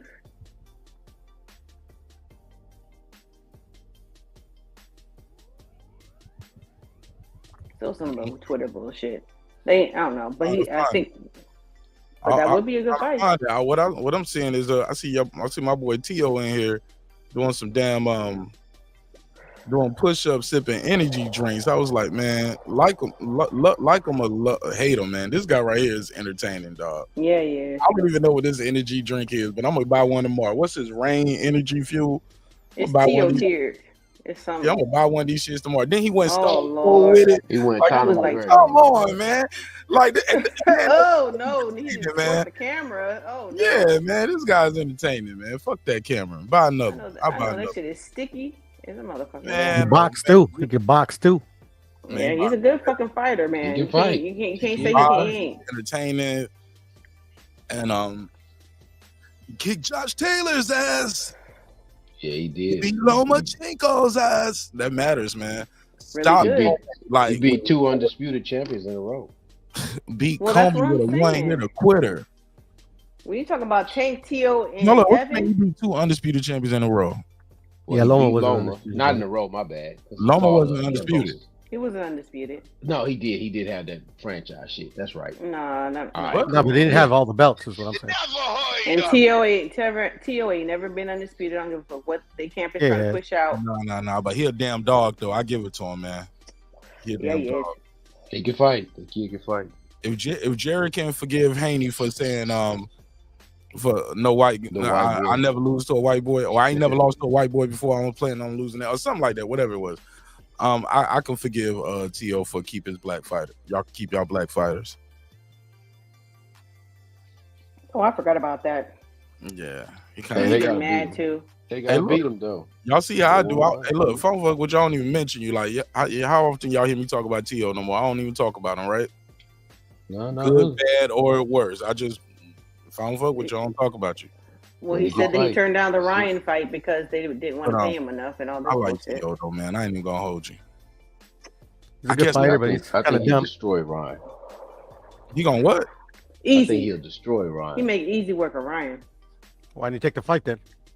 I just said. He said what he said was they only wanted to give him 1.5 plus pay-per-view upside.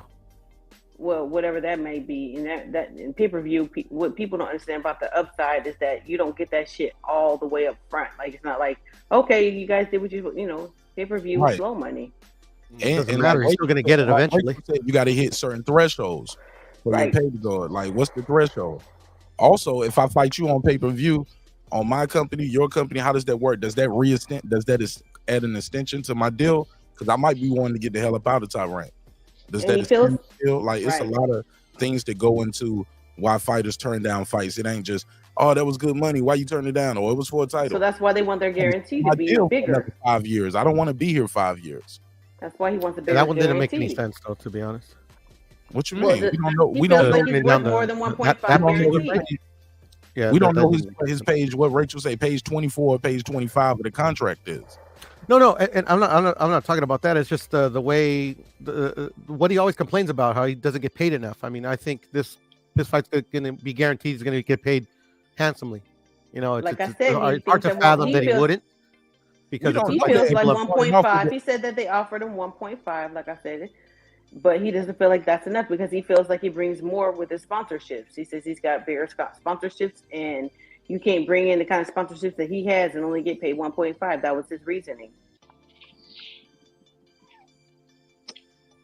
Yeah, it just doesn't add up for me. But I don't think he's ducking or anything like that. I just think, me personally, I think Bob said no. Please don't drop me off. That was weird. Drop me off and turn me back. Okay. I don't know. I don't know about that because Brian brings in a lot of money. He got a lot of fans, so I don't know why Bob would say that. I don't know. I mean, it's the only thing that sounds plausible to me. Fair enough. Rachel said 1.5 minus the promoter fee is plus 40%. 50,000. She said that's 1 million. Minus 40% in taxes. They get 500,000. Damn, that's a lot of money. Promoter get 500K off. Then maybe not to him. I mean, I can't say 450. 1.5 minus the promoter is 450,000. Oh. And look, and they tax you on 1.5. And look, and you ain't build on the line because you got to pay that. Got to pay 3% for that. What's your manager getting? 10, 15, right. Something like that. Back in the day, getting another 10, and all of them getting paid off that 1.5. Man, we got to renegotiate. Broke it down the other day. I left. Yeah, remember that? Yeah, we got to renegotiate with my people in the corner. Right. But at the end of the day, I mean, it could have been just the first offer. Maybe they'll come back with something better. Maybe. But also too, like I said, what we can't forget. What page you said it was, Rach? Page of that contract, page 24, page 24, 25. I heard you say. Yeah, but because what they tell you was the way she was telling me about it. She said, "Mark, most guys don't look past that first paragraph. You see your name, the company, the introduction. From this point off, you will be considered the fighter. We will be called the company, shit like that, right? And you see the name, the amount, and the term. So you'll see 1.5, one fight. That's it, right? Or or we're gonna give you 3 million. You're gonna make 3 million over the next 3 years. You're gonna get 6 fights. Like, okay, 2 fights a piece. But a lot of people just don't read all the way through it, or it's not explained to them all the way through. And once we get to page 24, 26, people are tired of listening. With therein and we by, therefore, there shall. They get tired of reading. Well, that's why you have your lawyers break it down. No. Even your lawyer try to explain it to you. You tired of hearing that nigga explain it to you. Like, man, I want the $3 million. No, that's what I said in layman's terms. That sounds like a personal problem. Break it down in layman's terms. But your lawyer, and also too, you need a lawyer that's familiar with this type of contract. Well, that's his responsibility. That's his responsibility to hire that kind of lawyer. It's called due diligence, right? Fair enough, but also too, that lawyer don't always have your best interest. That lawyer is, and when I say your best interest, as in, I'm gonna go through this contract, I'm gonna tell you the deal points, blah blah blah. Here you go. Well, then you need to get another lawyer then. That lawyer, but look, they all are standard. They're gonna say, yeah, it's pretty standard contract. That cut and paste for the most part, copy and paste. They all look the same. So the lawyer gonna be like, yeah, this is like a standard contract. It is standard. That don't mean it's good. Standard, industry standard isn't always good. So yes, it's an industry standard contract, but by you fighting this guy, and you win a world title, and then your contract's extended longer. If I can get you ranked in the top 100, you got to stay an extra year. Hold up, I can get ranked in the top 100. With Don King right now. Right? Yeah, well, I got what you're saying, but I'm saying all of these extensions of deal points matter. I understand. Yeah, but I'm saying it's like, well, if I were, go ahead, Foodie, I'm going to you. Just real quick, right? If that's the case, if you feel like your lawyers are kind of like shafting you, then go with the fucking lawyers that are making the bigger deals. That's what they do in the music industry all the time. Everybody's with Scooter Braun or whatever because he's getting everybody paid the way they want to get paid. If your lawyer ain't getting you paid the way you want to, or explaining it in a way that you feel like is capitalizing on your talent, then move on to somebody who is. Go ahead. Yeah, I would say this. We just got to be very honest. A majority of Americans nowadays don't even read their truth in lending disclosure for the mortgage they pay. Most people don't read the end user agreements they sign up for these apps on their phones. The terms of those agreements, they don't even read that. So let's not act like these fighters is probably going to even read these contracts. Like, they don't want nothing to do with anything. They just want to sign and get to fight. primarily. It's gonna be an odd guy here or there that'll read through this stuff. Most Well, Americans don't read the end user agreements for the cell phones that they got. yeah, but these aren't On them most though. Americans. These are people who are making millions of dollars and they're benefiting from it because their careers are moving up and they're getting that money and they're staying in. You don't stay in an industry where you're not being profitable. And then to, like you said, with most Americans, then you get you a better mortgage broker, like my sister. Don't go with the fucking real estate person. They don't know nothing about all that shit. You go with somebody who knows what the fuck they're talking about. If you don't feel like you're getting the outcomes that you're looking for. Yeah, that's on them at the end of the day, you know. I mean, Yeah. I would And say that's that's a minority. part of being an fighters. adult, you know. That's a minority of fighters. Well, they're the ones that are getting the money. And to me, I'm like, I'm going to the ones who's getting the money. Who you got negotiating your deals? I want to see what the fuck that person is talking about because I ain't getting what I'm looking for over here. Otherwise, you can't complain. Yeah, especially in this day and age where we have so much information at our fingertips. I mean, that shouldn't be an issue anymore. What shouldn't be an issue? Like ignorance. Ignorance will always be an issue. No, I'm just saying, but I mean, like, it's like you were saying, they can't complain because, like, I mean, at the end of the day, like, they're independent contractors, right? You know, like, they have to do what's best for themselves, and I think they're shooting themselves in the foot if they're, you know, they're using an excuse as willful negligence, you know, for signing these bad contracts. You get what I'm saying? Right, and that's fine if they want to run their careers that way. Then that's fine. I just want to see the fights. I am a spectator. I don't really give a fuck about how much money they make because they ain't giving me that.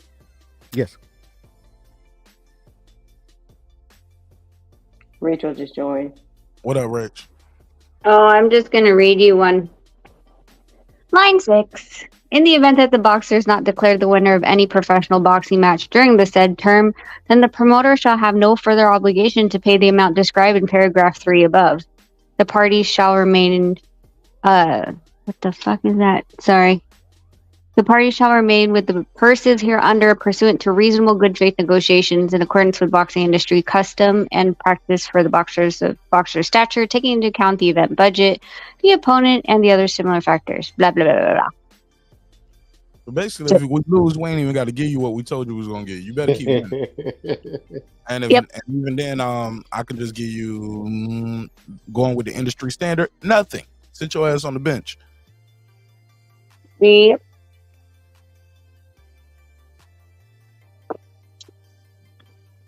Yeah. And you can't say like you didn't know because like there's a line in here. Maybe it's not in this one. But there's a legal line in here that basically said that the boxer had this reviewed under a whatchamacallit, an attorney. So if you say you didn't, it's like, well, but on line 12 you said this is what this says, and you signed on the other line that you did have your own legal team look at it. Right, but they decided they did do their due diligence. Like Mark said, or Toto said, or whoever said that. Like sometimes people just sign like, fuck it, give me the money, I don't care. But that's on you. Like, my mother taught me, don't ever sign anything you don't understand. Ask more questions. Get another lawyer. And you never go with the lawyer that the company that you're signing with is providing for you. That's stupid.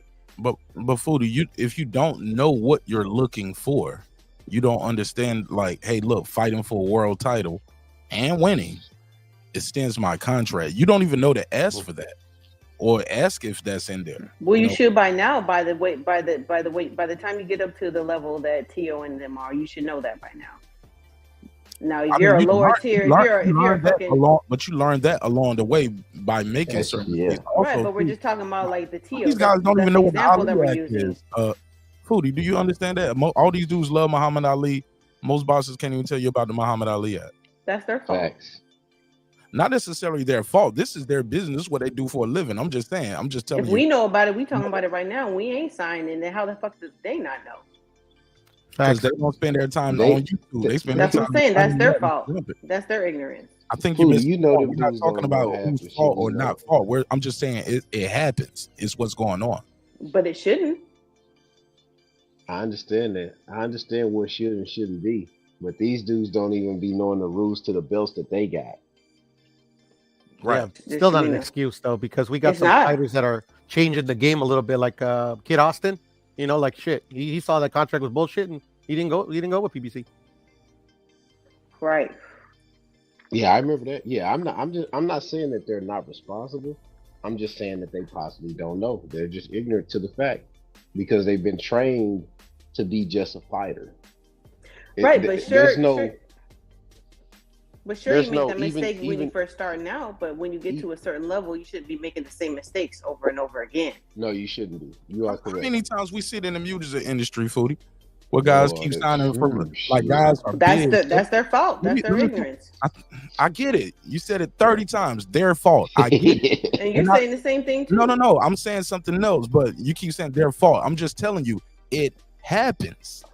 We know it happens, and we see it in multiple businesses where guys can go straight to consumer instead of doing that. Now I want to sign to the machine because you feel like you need the machine, and especially in boxing, you can't really go direct to consumer. Nobody's just saying, all right, I'm gonna throw a fight, I'm gonna put it on YouTube. Even Jake Paul, one of the biggest YouTubers in the world, he don't just do his fights straight on a live stream and or just charge people on a Patreon or a fight.com or pay-per-view.com. He doesn't do that. He still does these deals with these big companies, but he just structured his deals differently. But he has the leverage.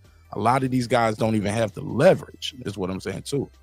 Which brings me back to what Tio said. He feels like he does have the leverage, so that's the reason why he didn't sign for the Ryan Garcia fight. He feels like he brings more to the table than what they were offering him. That's how we got on this conversation.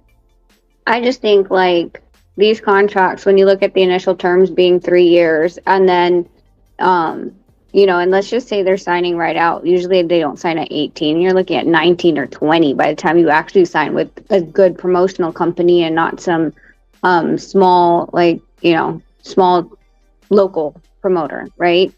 So let's just say by 2021, now they're going into, you know, the top ranks, the PBCs, the Matchrooms, Golden Boy. So you're 21, you sign a 3-year term. Now you're 24. You, according to this contract, you're ranked number 1. If you're ranked number 1, there's an additional year. So now you're 25. If you win the title, then there's another 5 bouts. So 5 bouts based on only 2 fights a year, because in the beginning of this contract, it says if you become a world champion, you only get 2 fights a year. Where are we at now? 2.5 years plus. If you lose it and then win it again during an extension, it's another 5 fights. So like, and you know how we look at how long a lifespan of a boxer is. That's, I mean, what are they going to do now? Like their whole prime that they could have, you know, or whatever. The only way is to lose out so horribly that they're going to want to release you. But the problem is then, of course, when you lose on purpose just to get out of the contract, who's going to sign you? So, I mean, the amount of time on these contracts in comparison to how much time a boxer has in the ring is pretty much their life, if you compare it that way. And who they're able to make deals with to fight, how their career moves. That's a big deal of it.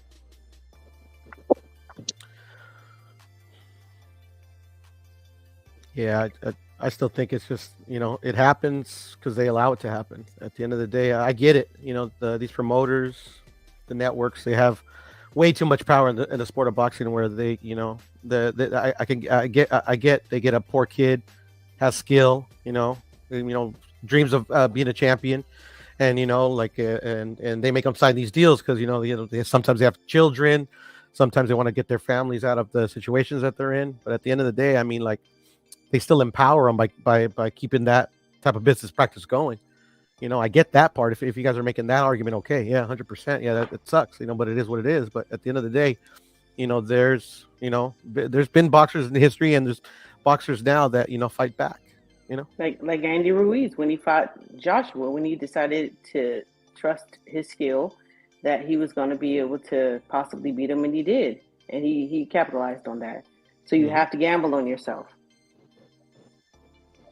You have to be willing to gamble on yourself. Devin Haney is doing that to an effect. Yeah. And that's with any industry we're talking about. Yeah.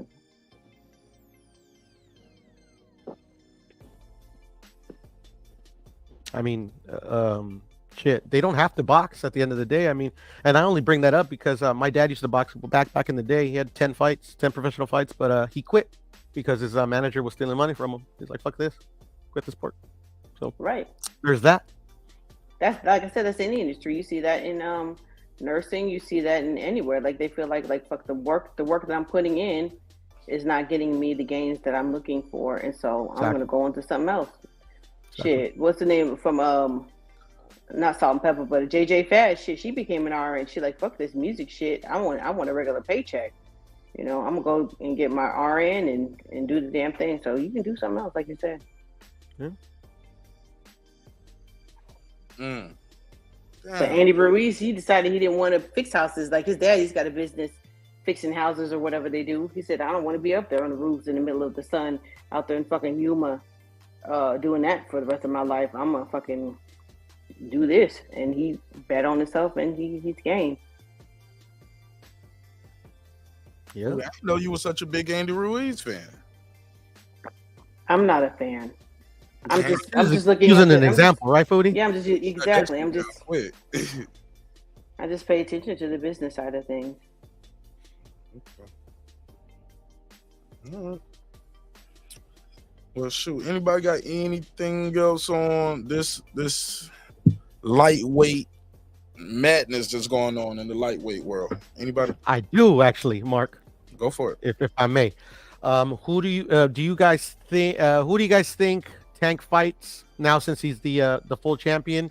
Is it going to be the same old where Tank is going to start saying that people are ducking me, or vice versa? The other champions will say, yeah, you know, this guy doesn't want to fight that guy.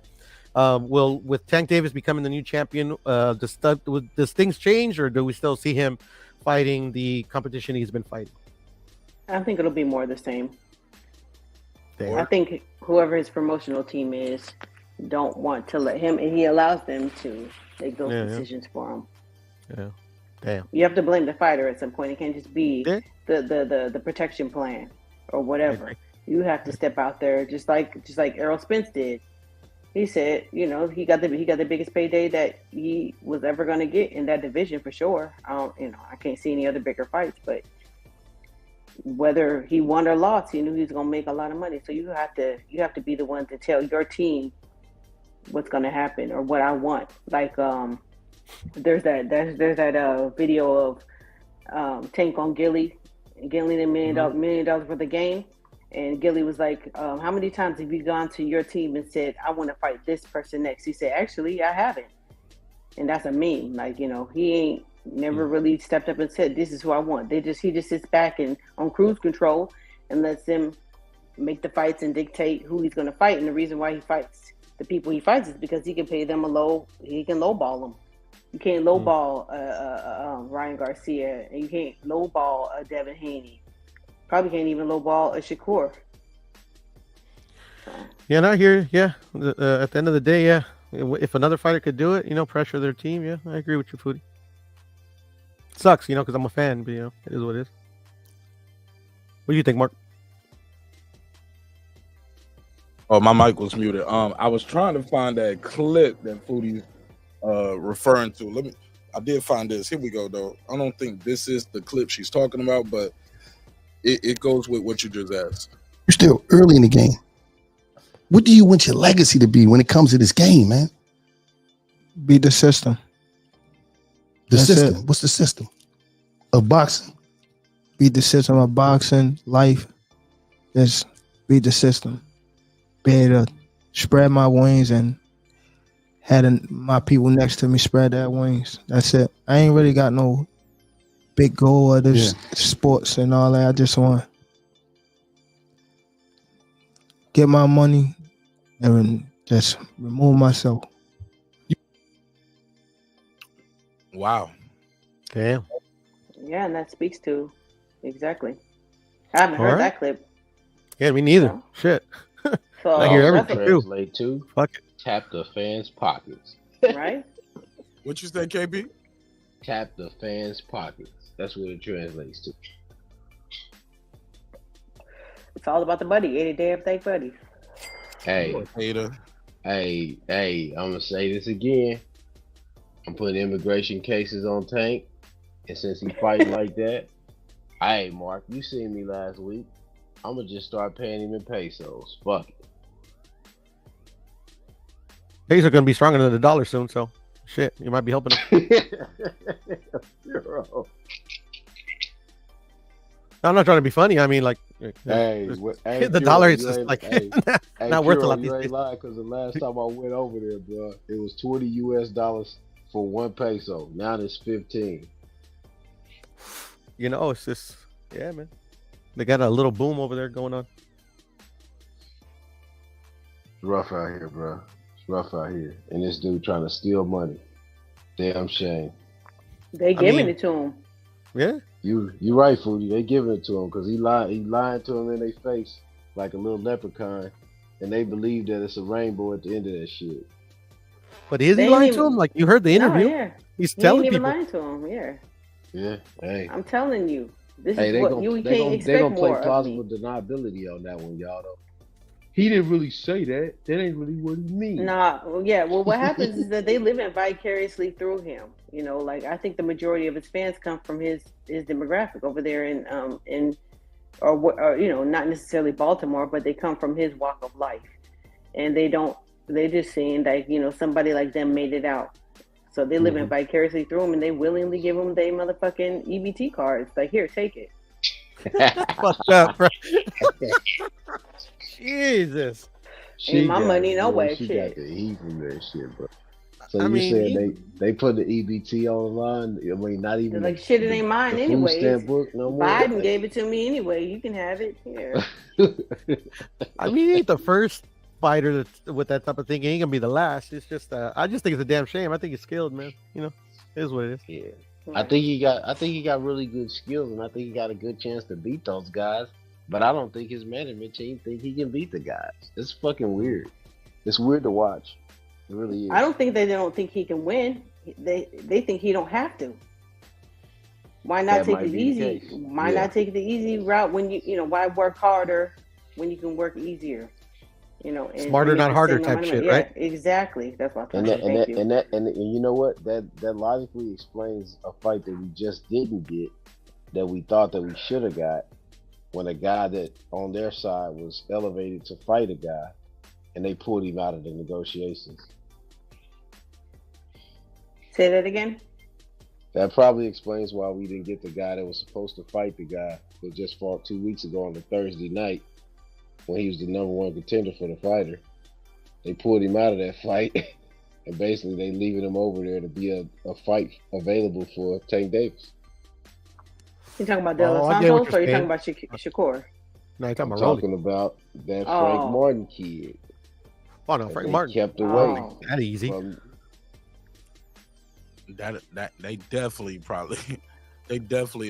feed Frank Martin to him. Yeah, I thought you were talking about Rolly. I think Frank Martin's pretty decent. Still think Tank beats him, but I think they will feed him to him. Right. That would be the undefeated. We keep this undefeated guy Yeah, no, I get it. Mm-hmm. Yep. Cause what was he offering? He said he was offered $1 million to fight Shakur, right? Yeah, and he said he hadn't made nowhere near that before. That makes sense. For Shakur to make more than that fighting Tank, and he'll take it. Yeah, he will. But not only that, those are 2 PBC fighters, so all the money stays in house. Right. Yeah. Easy to make. Man. It's an interesting type of fighter we got nowadays, huh? Yeah, bro. This shit crazy, bro. I mean, we always had them. I mean, it was more of the other ones, and you know. Oh, I found that clip we was talking about. Reggie, man, shout out to Reggie. He one of the few people that had the clip right here, and it was under 2 minutes. Let me play it. It's an amateur. Fight anybody. Me, the fans, be feeling like you not getting the best fights you supposed to. But we know Tank can fight anybody. For me, we want to see you fight Lomachenko.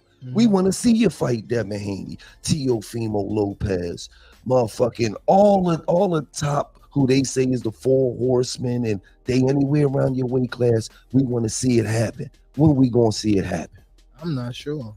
I I That's ain't got the nothing to best do. antique I you can't. can was real That's shit. some I real can't. shit. I can't. I don't know. That's like, How many times you don't went in there and said, I want these niggas, man? to be honest, I ain't never said. Wow.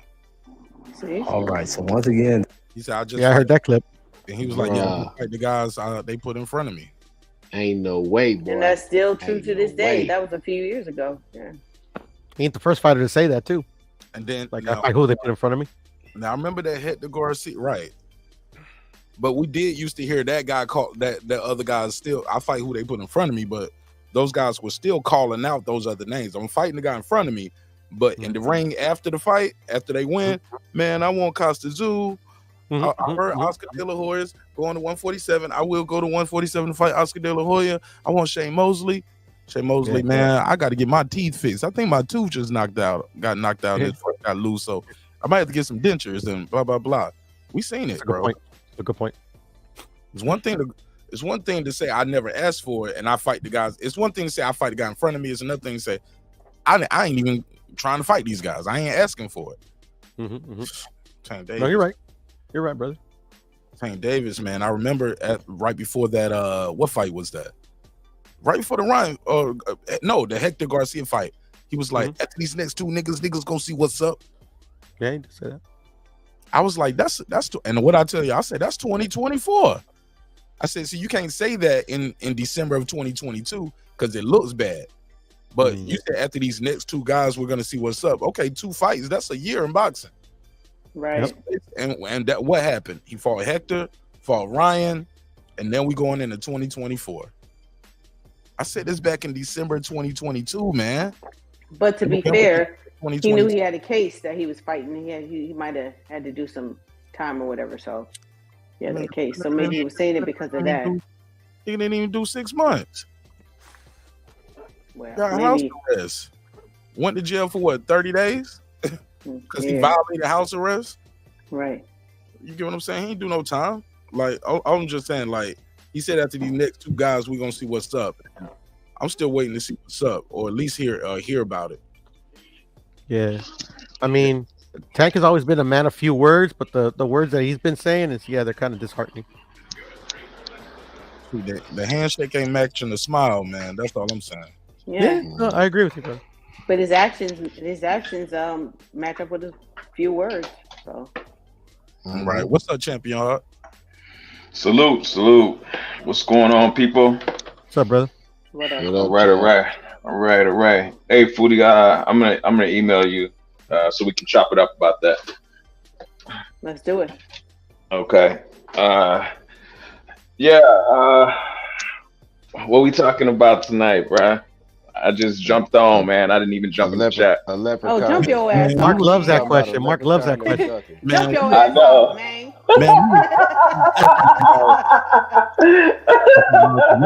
You know they got that heart that controls the weather, man. What's your take on that? They got the who? They said it's a heart machine that controls the weather and all the hurricanes. And they all fake. You tripping, man. You tripping. Conspiracy theory. Let's go. Right. It was a bad mic, and it would have been complete. Oh man.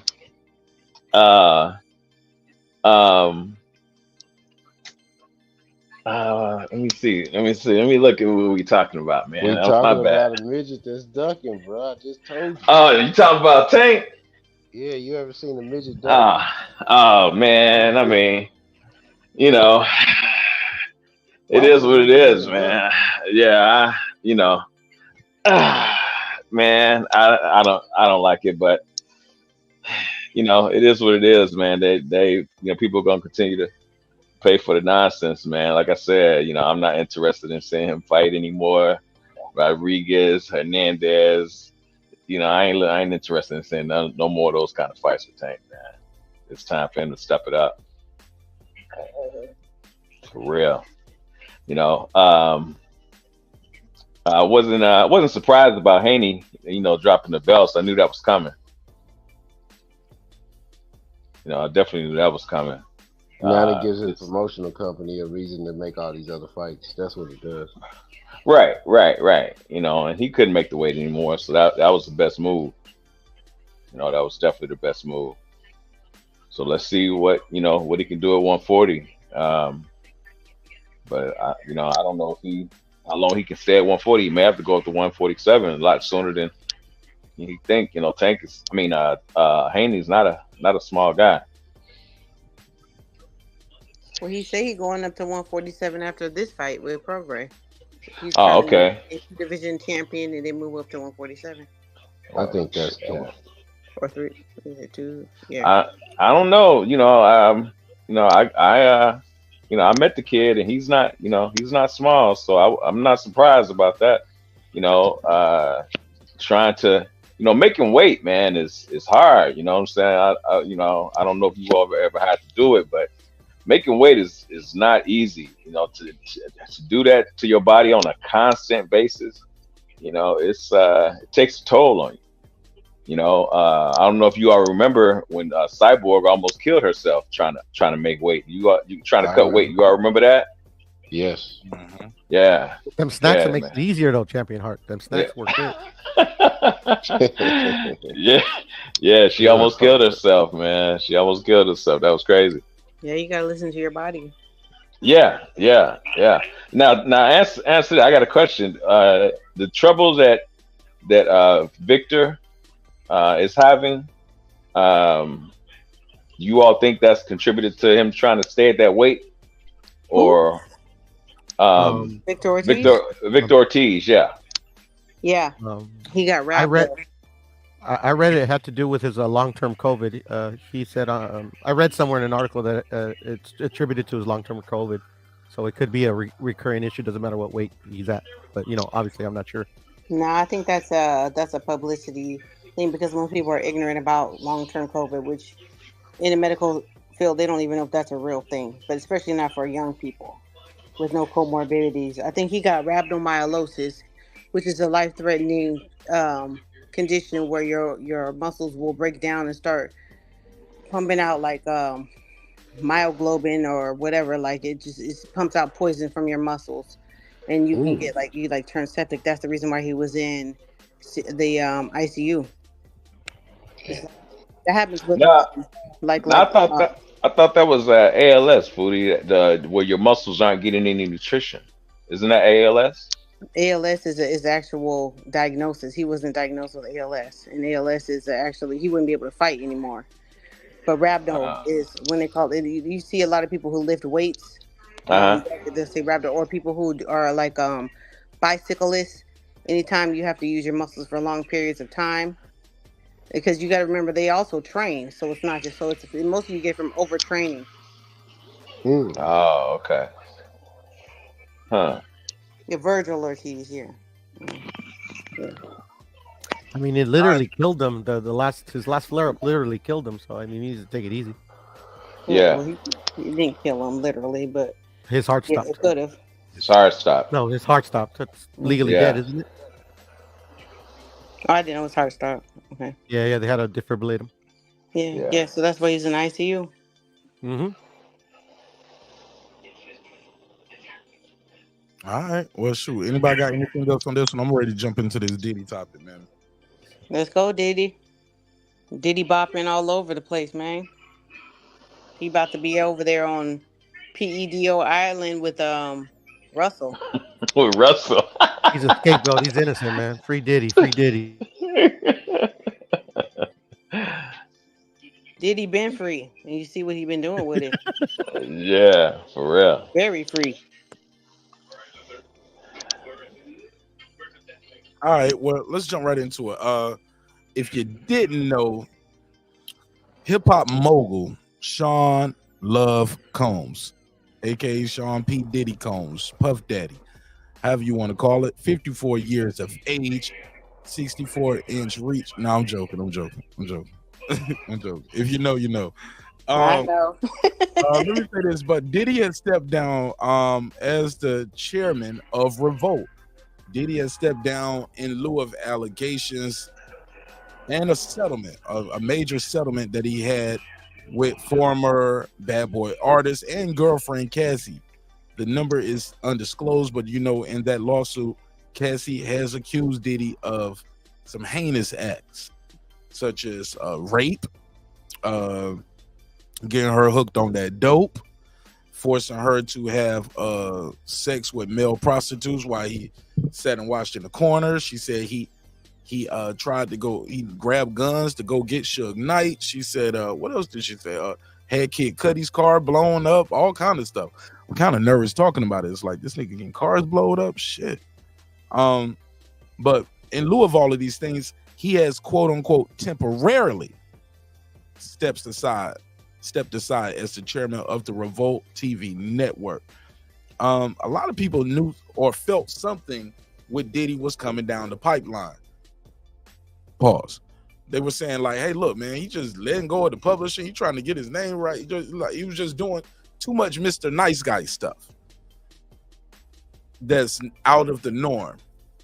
A lot of people thought it had something to do with the Tupac Keefe D trial coming up, and it appears this might have been worse than being accused of that. You know what I'm saying? So it says Sean Combs has stepped down from his position as the chairman of Revolt temporarily, while Mr. Combs has previously had no operational or day-to-day role in the business anyway. The decision helps to ensure that the Revolt brand and the name remain steadfastly focused on the mission to create meaningful content for the culture and amplify the voices of all Black people throughout the country and the African diaspora. Y'all want to jump in? Y'all want me to do some more of my setup? I think y'all know that's pretty much it. No, that's pretty good. That's pretty good. Yeah. All right. Yeah, I think it's the pressure that's going on in the situation right now that caused him to step down as the head of his own company. But I find it, Diddy's a character that has had these things floating around him for so long. So you're asking Diddy or didn't he? No pun intended. I see what you did there. I see what you did there. I like that. Diddy do it? Did Diddy do it? Yeah. And then he just drops this quote unquote love album. And we've seen over the years artists come out, and you're starting to see that there's a lot of NDAs that had to be signed for them to get the publishing that they got, which a lot of them said was pennies on a dollar afterwards. And if you just think about it, Mark, like, bro, he's been having Biggie's publishing since the beginning, and Biggie died, and that publishing never reverted to his mom for all these years. So Diddy's like a person that you can't really feel sorry for, because you could tell that he was dancing on a different type of line. And you always seen the shadow part of his character. And you thought something was up with the dude. And now that you're about to watch these people breaking down, it's like most people really don't care, man.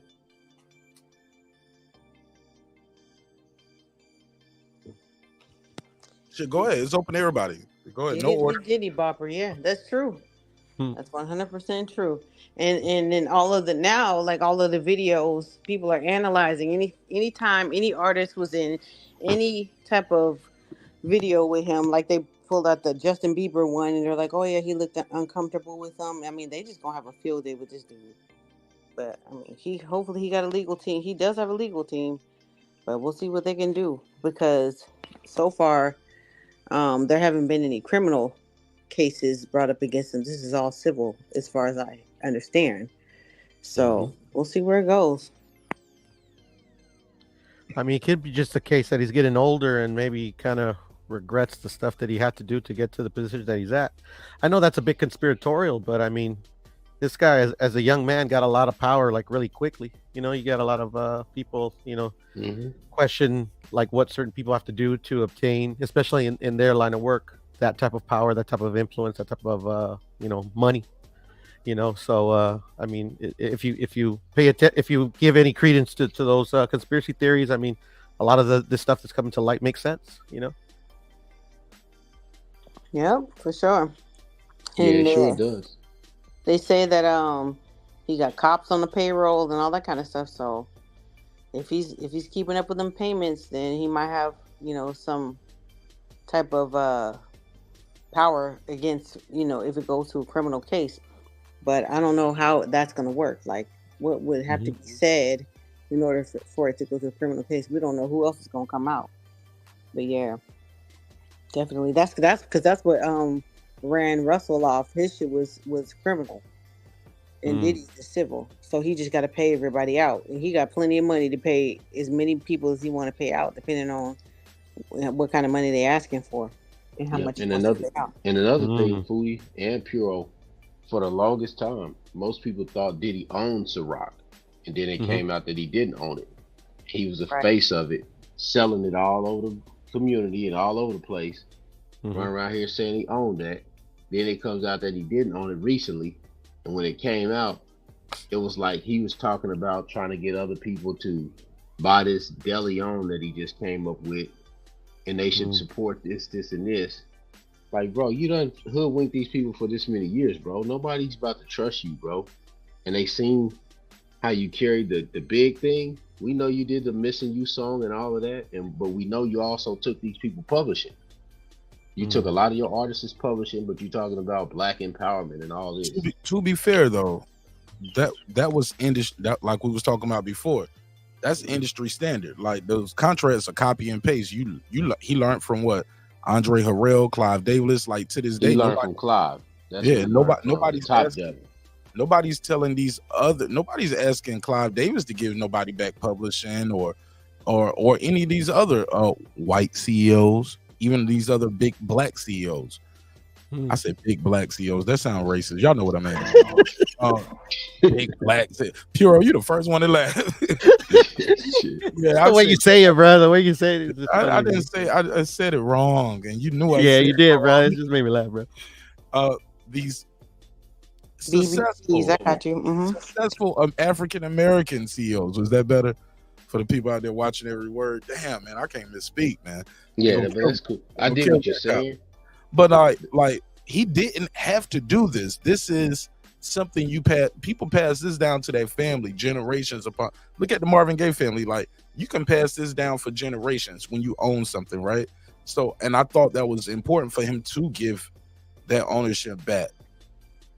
But it's not like I didn't think Biggie's mom was out here in the welfare line struggling like that, though. Neither, though.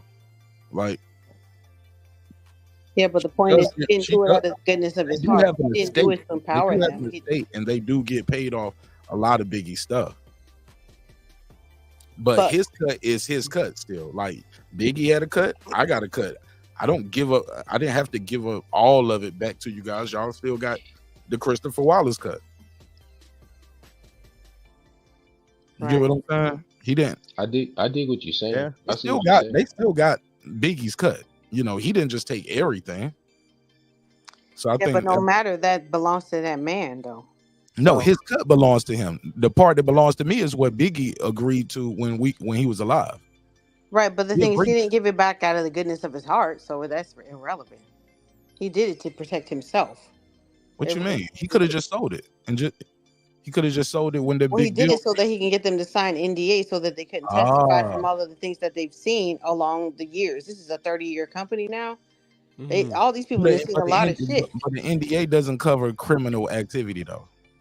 No, it doesn't cover the civil liable suits that they file against them. But what the NDA did is it made it to where all those artists couldn't write any tell-all books or anything like that. Right. So the NDA basically... With some protection.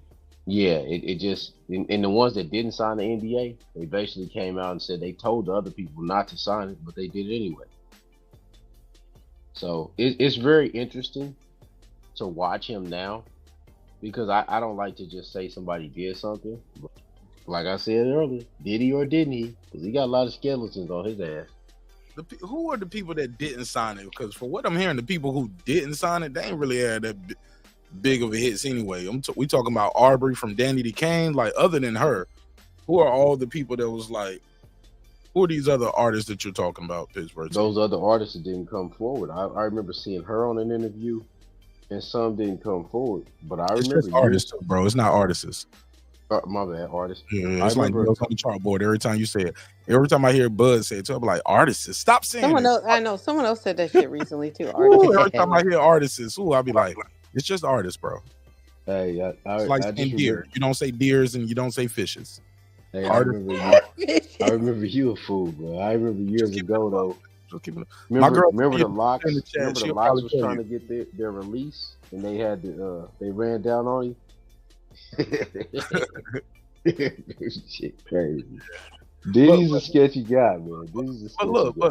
And nothing happened to him. But I'm trying to hear who are these other artists that saying, nah, I told people not to sign the other than Aubrey from Danny Kane. And I don't even think she was the lead writer on those records. So I don't know how much pub is owed to her anyway. Right. Same with like Total and all them. They didn't write that shit. A lot of pub ain't owed to you anyway. You are an artist. Let's bring it back to Gina Thompson. She probably didn't sign it because she didn't write that shit. Yeah, I mean, Missy. What are you owed as far as pub? You don't get no publishing. This Brian Michael Cox record. You get what I'm saying? And he already get his publishing. You get what I'm saying? So like, I don't know. One of those girls from Danny Kane, the one that he kept and he did the group with, she wrote records. The one that she was on Love and Hip Hop. Yeah. Was she on Love and Hip Hop? What was her name?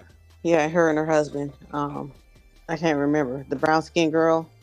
She was in Danny Kane, the one that was in Danny Kane, right?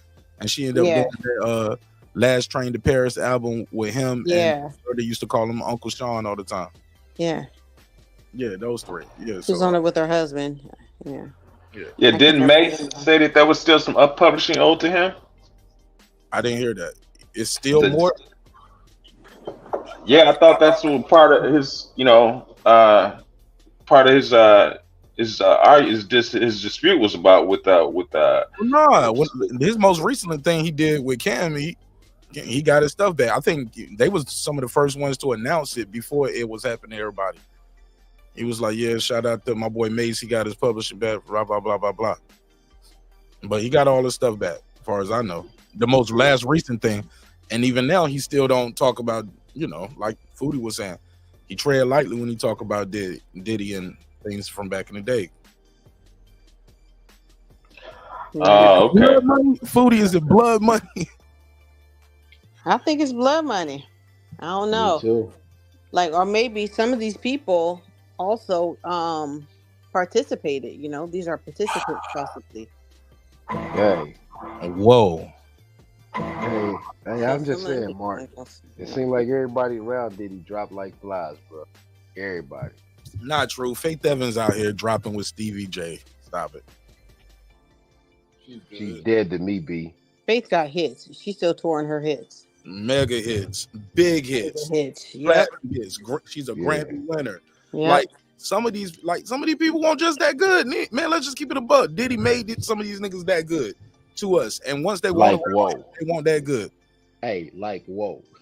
And rest in peace. He died. Yeah. But G, make this money. Take this money. Well, no, it was already on fish and spaghetti. Not fishes. Not fishes. Who else wasn't that good? Machine Gun Kelly wasn't that good. He was signed to Bad Boy? Hell yeah. Diddy broke him. Yeah. Pause. I said he broke him two ways. I never heard of it. B5. Remember B5? Yep. Mark Curry. Yep. Mario Winans, but he's from the Winans family, so he probably, and he's a writer. Yeah, if this R&B shit didn't work out, he'll go back with his family doing the family business shit. He had it back. Yeah, but Machine Gun Kelly was trash anyway. That's why he's doing rock now. Right, but we won't even know who the hell he was. He would just be the tall white guy with tattoos at the Walmart, bro, in Ohio somewhere. He'd just be the tall white guy with the tattoos and the weird earrings working at the Walmart. Trying to beef with Eminem, yeah. Telling people like, yeah, man, I be rapping and shit. When I don't be up here telling y'all, paper and plastic and shit. Like I'm telling you. He said Jody Breeze. Oh yeah, the Boys in the Hood. Come That's on, the first time I saw Jeezy. Yeah, Jeezy broke out from there. Then Young Jock sign over there had one hit. Yep, Maybe going down. That's it. Hey, yo, Mark. Oh, that was on Bad Boy. Oh yeah, he was in that video. Come on, That's man. right. Like some of these dudes just weren't that good. But Young Jock, he didn't spun off of that on that. He made something. Diddy was that look. No, you get what I'm saying? But Mark, how good can you be when your record label exec is all in the video, like Mayweather? Oh no, that's hey look, then hey look, it was working. Yeah, like 50 said, we go take them shopping and shit. That shit was hilarious. Hey, yo, Mark, I ain't gonna be a dick, 50 but is it is going fishes, in on by the him. way. 50 is clowning the fuck out of Gotta him get that one on out. Instagram, man. Sure, I hear you, plural. Fish. My bad. I just saying I'm not trying to be a dick, but it's gonna bother me if I don't say something. But it is fishes, by the way. Yeah, it is certain type. I remember I saw a whole breakdown on Joe Rogan got schooled by Yeah, that's what popped in my head too. Yeah, sorry about that. It's about species and different types. Yeah. So I was wrong with that. But deers, no. Yeah, not deers. I can't stand when people say deers. And I can't stand also, it's not plurals, but I hate when people say salmon. It's not fucking salmon. The L is silent. Thank you. Salmonella, maybe, but not salmon. I hate when people put that K on strawberries and scrapes. Oh, that's the southern thing. Now, if you saying it for like for comedic purposes, like yeah, man, like man, I'm about hitting these screets. I get it. You just joking. Yeah, I But be man, joking. I say that shit. That shit Man, is I hella used to see strong. this girl, man, and her mom used to talk like that, and she used to say instead of saying back, she'd say bike. Like Oh, B-I-K-E. that's a Florida thing. Yeah. Like yeah, I'm going out Get bike. it from the bike. Yeah. I was like yeah. Yeah, that's that Florida. Yeah, that's that Florida. Where she was from? That was from North Carolina. She was from Warsaw, North Carolina. Well, that's over there. That's close enough. That's close. But yeah, that's New Orleans. I mean, Louisiana. When I went to Louisiana, they talk about. I'm like, where'd you get that shit from across the street? I'm like, oh, you got some scrimps? No, I ain't got no motherfucking scrimps. So you can't have none. Since you said that. Get some of these fries, nigga. You can have these fries. But Yeah. no shrimp for you, ignorant. Hey, look. Hey, look. I want to play this audio of this shit real quick. This is comedian Michelle Wolf. She some of y'all know her. I saw this commentary, and I'll play it for y'all what I heard. But it was kind of funny though. Let's hear it. She's speaking on it. Filed her claim just before the midnight expiration of New York's Adult Survivors Act. The temporary law signed last year by Governor Kathy Hochul allows adult sexual misconduct accusers to file lawsuits that previously would have been barred by the statute of limitations. And in the past week, Jamie Foxx, Guns N' Roses frontman Axl Rose, and Sean Diddy Combs also faced Adult Survivors Act lawsuits. Foxx and Rose denied the allegations. Combs also denied, then settled. Now, look, obviously a lawsuit is not proof of anything, but Diddy did settle pretty quickly. I mean, one day later, he was signing that check like, I strongly deny any allegations against me. 30 million, there you go. Also, please don't kill me, Diddy. I know, your list is long. It's long. I'll go at the end. She said, don't kill me. Your list is long. I'll go at the end. My question for y'all is, do y'all think what the problem with Diddy and this allegation, and Champ, you can take the lead on this one. You think he settled too quickly? Like 24 hours, bro. Like, that looks like you did that shit. And you was like, shut the fuck up now. Like, I don't want you to do no Gayle King interview. Like, cause I know your phone ringing for these interviews. Like, I don't want you to go through all of that. Like, and no, it's over right now. With what you put right here, that's enough. Shut the fuck up forever. Whatever you want. Here, 30 million. You asking for 30 in court? Here's 30. It's over. You get what I'm saying? Well, you know, sometimes I heard an attorney talking about this, and he was saying that you go through so much with dragging it through court. Sometimes it's better to just make it go away. He was this certain attorney. He was speaking on the Michael Jackson deal, what that Tim, you know what he I was don't mean being to cut you accused off. of. I don't mean to cut you off because that's not what I'm asking. I agree with you a trillion percent on that. A million percent. We're talking about 24 hours or less. I think that the number was like 17 hours, 19 hours. 19 hours. We didn't, it's over. Like, no more talking about this. You can't talk about it. Gayle King, Oprah, whoever she was going to say, Breakfast Club. No, ain't no book tour. Ain't no nobody reaching out to you for a book deal. None of that shit. It's over. Here you go. You think it was too fast, like to the point. So the audience and the public perception is you did it. And matter of fact, it opens the doors for other people too, who might not have did those things or might not have, you know, their name isn't as good as Diddy. Right. Yeah. I mean, I agree. It was awfully quick. It could have been, you know, two things, you know, like I said, dragging it out and then just, you know, I don't want my business out there like that. You know, there've always been speculations on certain things that he was doing, and her being that close to him, you know, it was probably just best for him to just do that so that he wouldn't have to deal with her putting all his business out. You know what I'm saying? Yeah, I agree. As do I. Yep. I think we live in a time where it's I think when you're at a certain point, the accusations out there, there's kind of no way to kind of stop it, especially nowadays. So I think these guys are just being proactive. You know, at the end of the day, especially if she had any receipts. Yeah. Because I think he knew that she had some receipts somewhere, and she can prove some of this shit. Right. But he didn't want it to go into all of his kinks, because that's also bad for his look. You know, like there are things that people do agree to, but he don't want like the whole, you know, maybe he was also engaging in some of the male prostitutes, and he don't want that out there. You know, allegedly. Not that maybe, like I don't know. Right. I don't think anyone alleged that at all.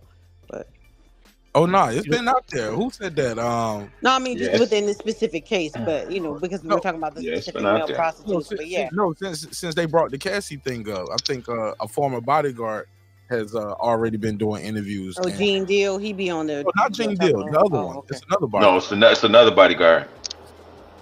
Yeah. I never seen anybody go to jail by the court of public opinion, so you know, I think that there's that. Well, it's not criminal, so no criminal cases, no criminal charges. I ain't gonna lie, that Bill Cosby shit started with a joke. Public opinion went crazy. For you know it, he started getting charged everywhere, and he did go to jail. R. Kelly shit, like that stuff where R. Kelly been going around for a while. They did that damn Surviving R. Kelly movie, and then he got charged, bro. Yeah, he didn't pull up the billfold. That's why. Public opinion sways people who are voted in office. Absolutely, it does. And then there was an allegation within this case that he paid one of the hotels $50,000 or whatever amount of money it was to give him the tapes of him punching or slapping her or something like that in the hallway in one of the hotels. I mean, maybe he paid them, but who's to say like somebody ain't got a tape somewhere that they could just kind of release on the internet anonymously. You know what I'm saying? There's so many ways to do that shit where they wouldn't even know who released that shit. So I mean, you can pay people, and I know they sign NDAs, but there's also ways to still get information out there like that shit.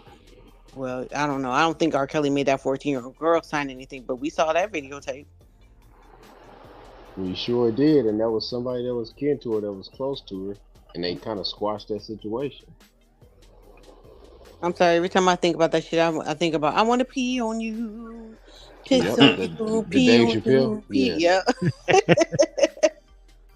So who thought it was suspicious that Kim Porter just up and died? Because I don't think she was sickly at all. Nope.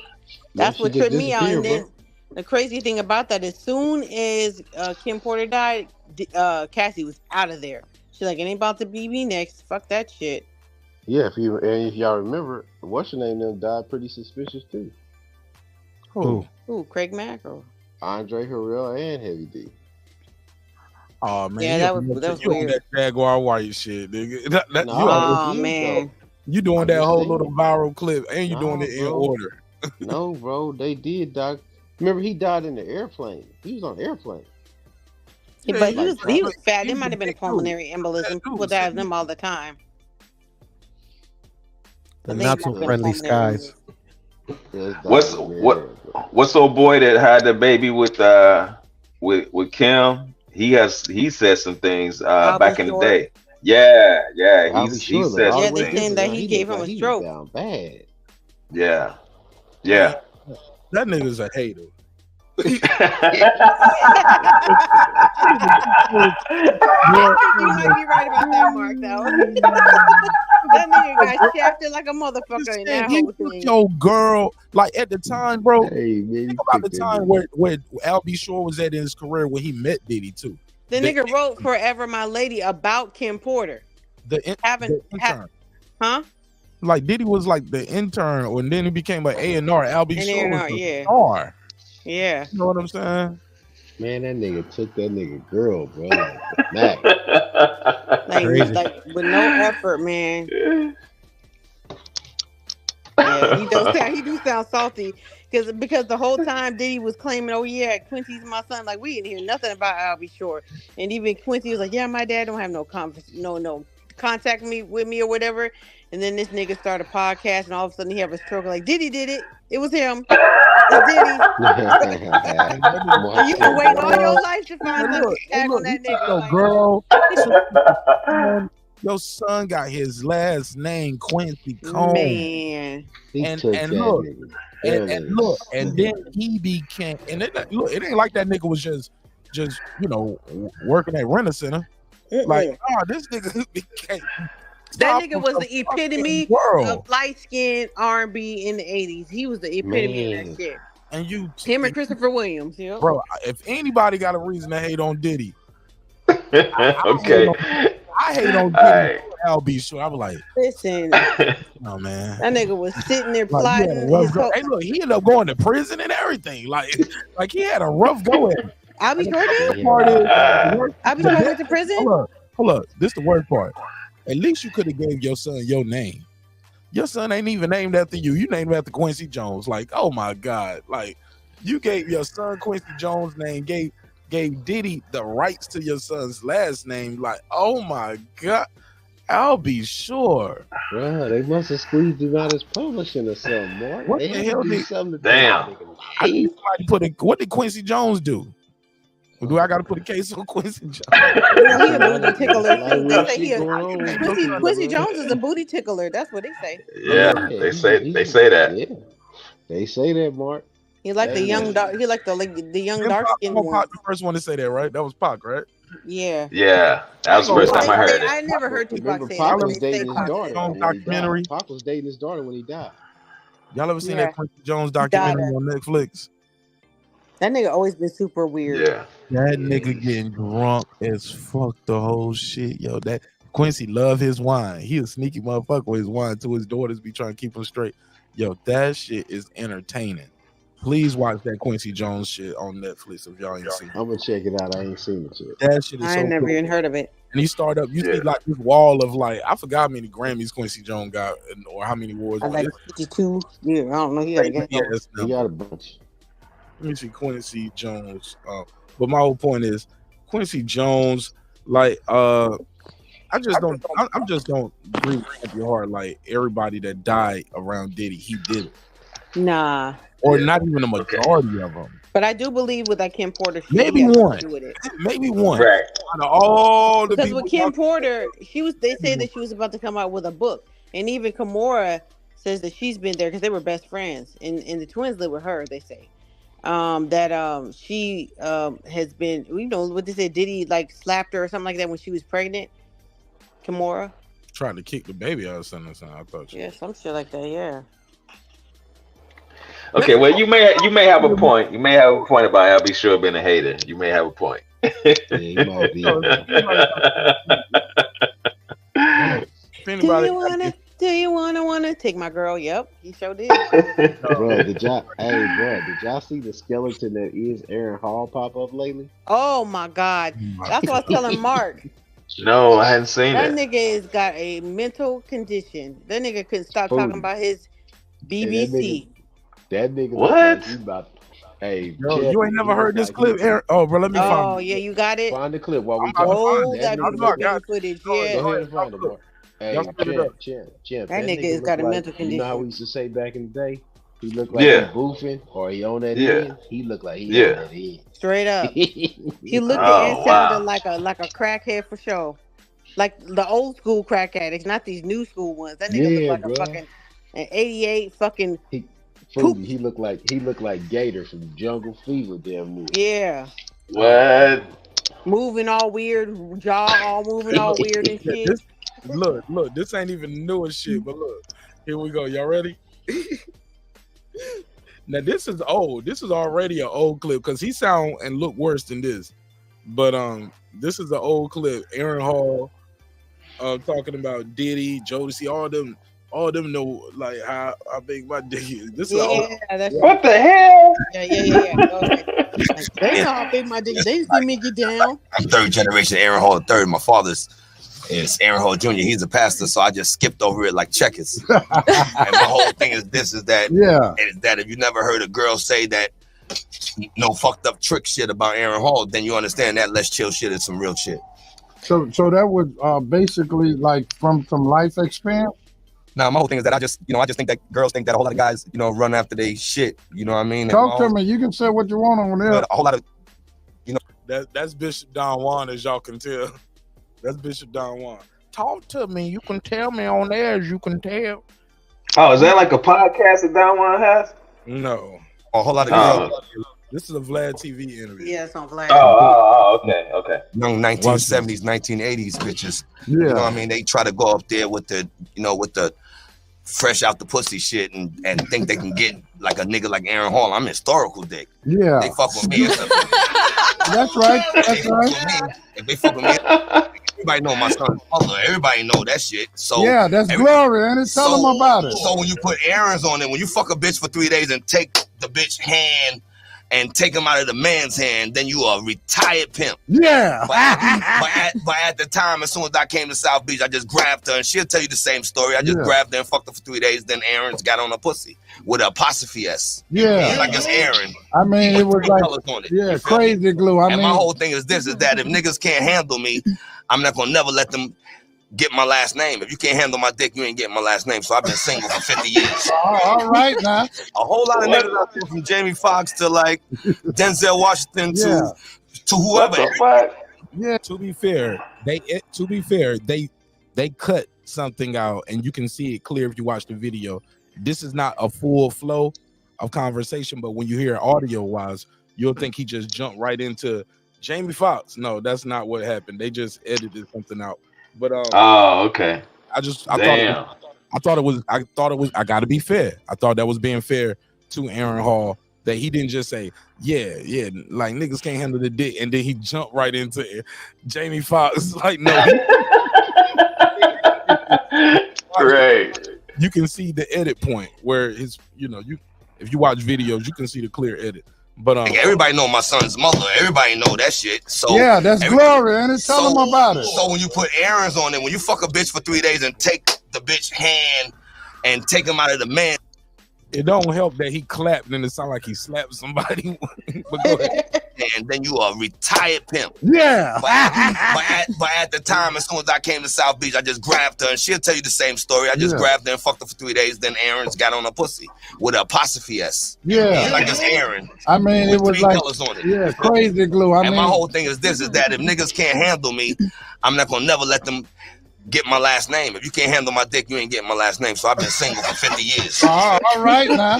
A whole lot of niggas out there, from Jamie Foxx to like Denzel Washington to whoever. Everybody know me. Yeah. So everybody know if I say it, I'm gonna fuck it to death. I like the fucking public. You feel me? Yeah. So niggas can't say nothing about it. Them square ass niggas. Yo.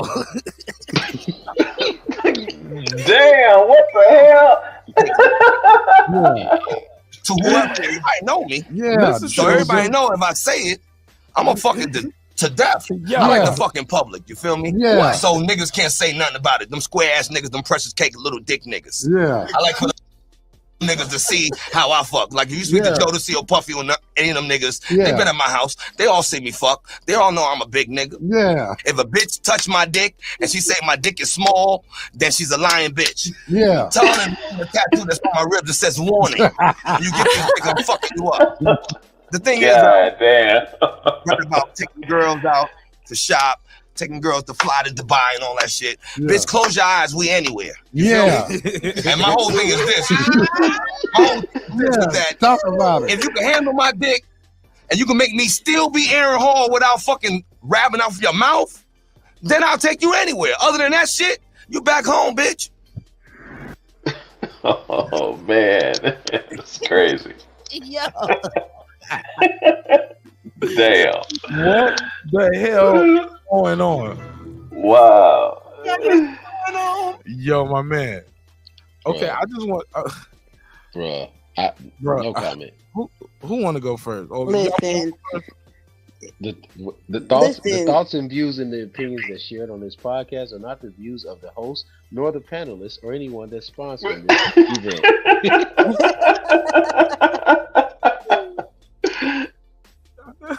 That nigga is the epitome of a nigga thinking that all you have to have is a BBC or whatever in order to be fucking relevant. More than that, you gotta go.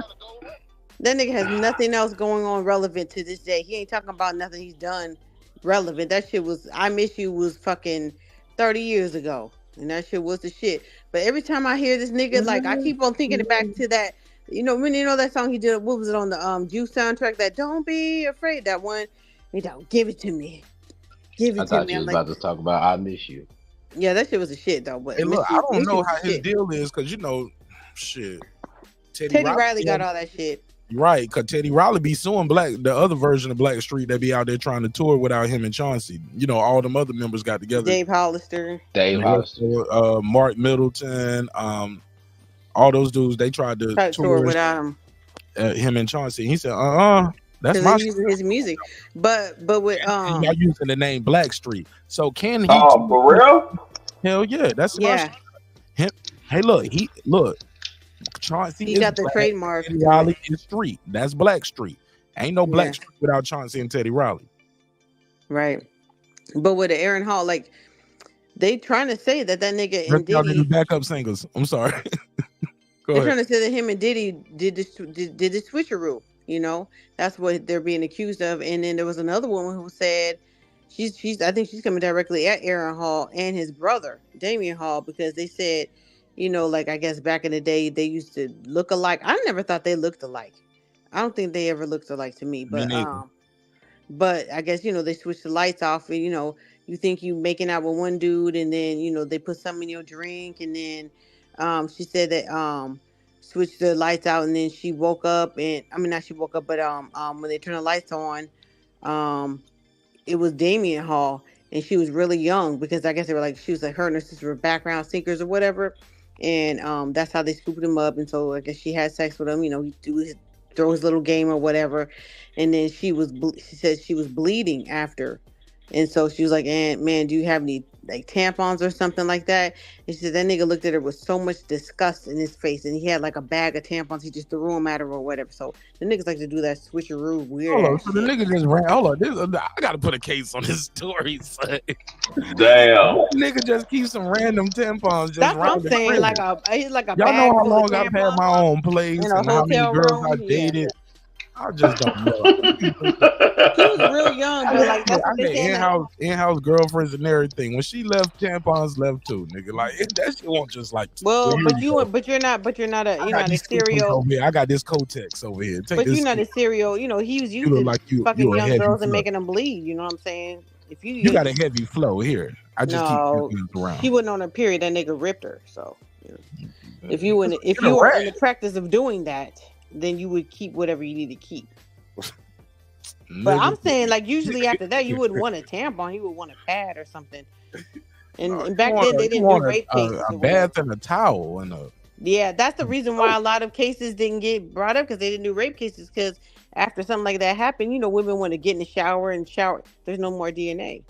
So if there's nothing for them to use. There was no forensic science, no forensics there. So That's what she's saying. But she said that she was in school, going to school in Columbia, and not in Columbia, and she, was on her way to success, and it fucked her up and all this other kind of shit, and everything she heard with Diddy on it, she didn't want nothing to do with it. And then they come up with this whole thing that's about to run out, and everybody's like, oh, well, let me get my check. My question about this, though, about all these cases coming up, do you think that they're lawyers? Like, maybe these people went a long time ago to lawyers, and the lawyers were like, hey, wait a few years because, this whole thing in New York is about to pop off, and you can get a lot of money if you just wait a few years and then bring the case up. Do you think they were advised? She dropped off. I don't know about that, but I can understand where you're coming from. I thought the way this shit was set up, like those things were normally past the statute of limitations, and that law in New York, where it's only for New York, said, hey, look, you guys got 1 year. Anything that happened to you in the state of New York, blah blah blah, you got 1 year to file a civil case that would normally be outside the statute of limitations. Yeah, that's true. There's no way they would have known that was going to come up. Yeah, because it started out as they didn't know the old governor was going to get banged up, and then they get a woman governor. Remember Cuomo? Right. He got him into trouble, so couldn't foresee that. And that's part of the new governor's plan. Like, we're going to make sure it's called the Survivors Act. So, and I anticipate other states enacting this as well. What do you think about that? Yeah. And it's not just celebrities. We've heard of the celebrity cases. There are a whole lot of cases against the state of New York for women who got raped in prison by prison guards and stuff like that. And they're trying to change it so that there's only female prison guards in there and all that kind of stuff. So there's a lot of women telling their story. Hey, look, they won't just Foodie. They just won't raping them and doing shit like that. They were making babies. Yeah, getting them pregnant. Yeah. Are you stupid? Yeah. Like, how the inmate get pregnant in here, dog? Exactly. Careless. We about to find out who the baby daddy is. We about to swab all y'all niggas up here. Literally. Yeah. Even in the 80s, they could do DNA tests. So motherfuckers was doing their Fantasia shit. My 2 weeks notice. Niggas getting the fuck up out of there.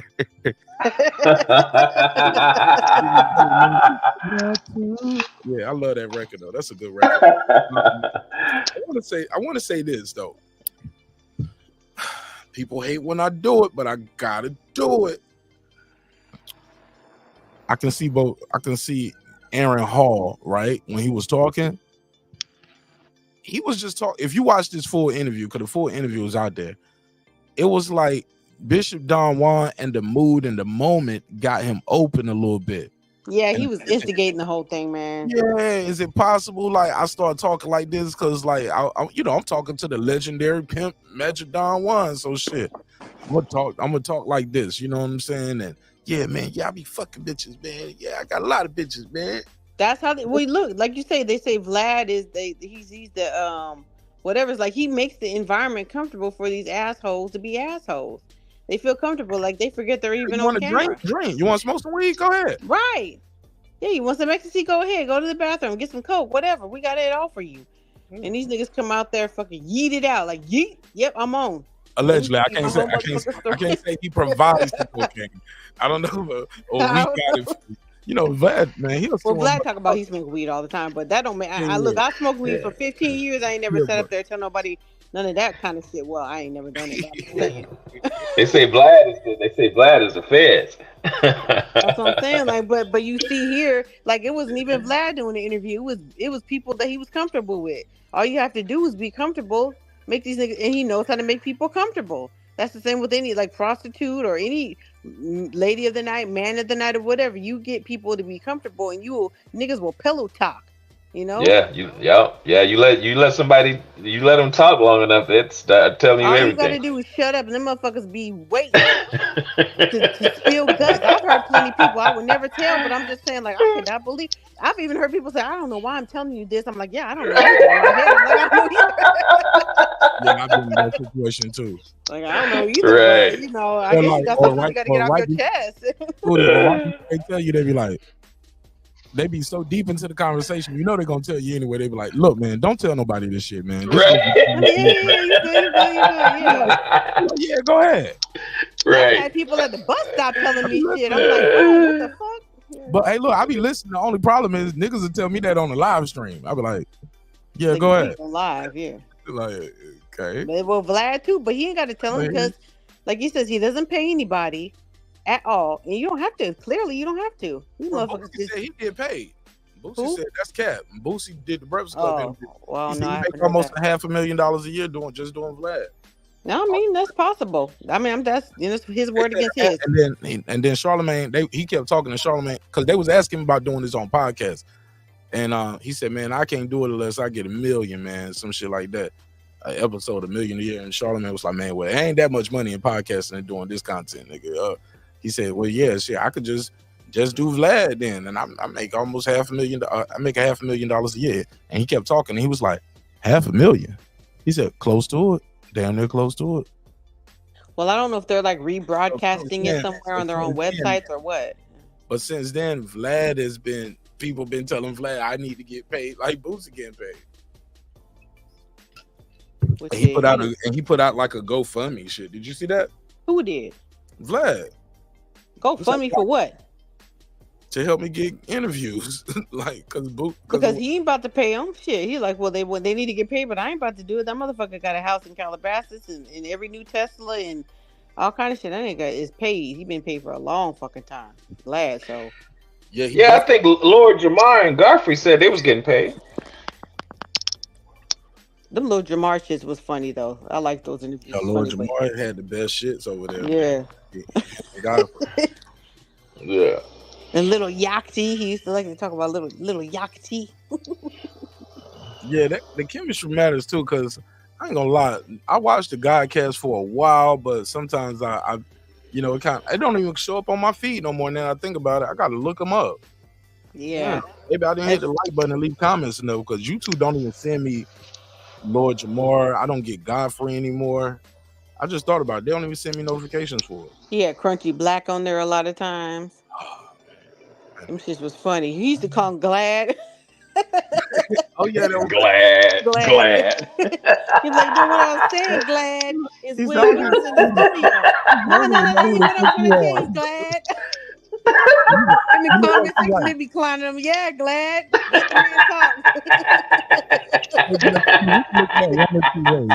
Either he's getting paid to be there and he don't even know who the fuck he's talking to, or he's not getting paid to be there. That's why he don't know who you are. I won't pay to do this. They just told me I need to do this on my media promo round real quick. What you want to talk about? All right. Yeah. Well, shit, that's it for me, man. Y'all got anything else y'all want to talk about, or anything else going on before we land the plane? You mind, man, if I there's a video that I put out on the channel for a little girl. You mind if I speak on it real quick? Go for it. I did I put out a PSA on Cooking with the Champ video. It's a GoFundMe attached. This little girl, she has sickle cell, and she has to her family has to move to Nashville so that they can do this experimental bone marrow transplant to her. Her little brother is actually going to be her donor, and she's if you go back and you look on my I did an episode where I made empanadas. Her and her little brother was there with me, and they assisted me in that video. But anyway, this little girl, she has sickle cell, and if you guys can help out, if anyone can help her out, that'd be cool. Like I said, there's a GoFundMe that I have attached to that particular video that I did. It's called Sarah's Story, and it's just a short, PSA type video. So you guys check it out, and if you can help, that's cool. If not, it's all good. But if you can help, it'd be very much appreciated for this little girl and her family to be able to move to Nashville so she can have this operation done. From Dallas to Nashville? Yeah, from Dallas to Nashville. The story, if you watch the video, the story in the video is that her mother, they're from Nigeria. Her mother moved here from Nigeria so that she could get help because she wasn't getting the proper care in Nigeria, and they were saying that she was going to die. So her mother, she's 11. Yeah, she's 11. So her mother moved here in hopes to get help for her. What's their goal? I think the goal for the GoFundMe, I think it's like 16,000, and that's just for them to get to Nashville, get set up, and get situated so that they can, because they're going to be there for a while, while they do this with Sarah to get her better. Yeah. I wonder So if if the you guys Ronald can check it McDonald out. House can help them too. So If you watch the clip, she's been on a couple of news outlets, Good Morning America, and then she was also here highlighted on the station here in Dallas, and those videos are actually included in that small PSA that I did. okay. How did you meet her, Champion? Her stepfather, he and I are pretty good friends, and I didn't know that Sarah had sickle cell. He kind of made me aware of it, later on, and I was like, man, because they had I had actually gone to try and do a bone marrow donation, but they were saying that because of my age, they wouldn't let me do it. Really? I didn't know they age off. Why is that? Is that to protect you, or they don't want your old ass marrow, nigga? Like, I guess. Nigga, you got club, songs. But no, I guess Booty can tell you better than I could. Booty can tell you better than I could, but they do cut it off at a certain age. Donation of organ donation, there is a cutoff because as we all get older, it isn't as good. Like for instance, if you're trying to donate, if you're like, I think it's 55 or 60 years old, anything over that for like a kidney is considered a marginal kidney because half of the function is already used up. So Right. the person is not going to get the full benefit of it. So most people, I mean, we can live off of one kidney, but most of the time, we get a marginal kidney. It's not going to be as good. So they want young, fresh marrow that's still, making blood cells. That's really good. So I don't know what the cutoff age is for bone marrow, but there is an age cutoff for all organ donation or tissue donation too. Yeah. So if you all have never shared any of my videos, definitely share that one. Absolutely. And definitely share that one to help her out. Yeah, I'm interested in learning a little more about that, but I'll definitely donate some. Yeah. I definitely want to look it up and see what's going on here. This is crazy, man. I'm sorry to hear that, Champion. All right. Yeah, man. I'll look at the video and I'll share it out after I look at it. I don't know if you on some DJ Envy shit right now. No, you know better than that, brother. I don't know you niggas. I don't know none of y'all niggas. You've been following that you're all cut up, Mark, on the But shout out to Sarah and her story. We're gonna check it out. I'm gonna share it. Yeah. I'm Go sorry, ahead, I didn't skirt past No. that. Go ahead. With the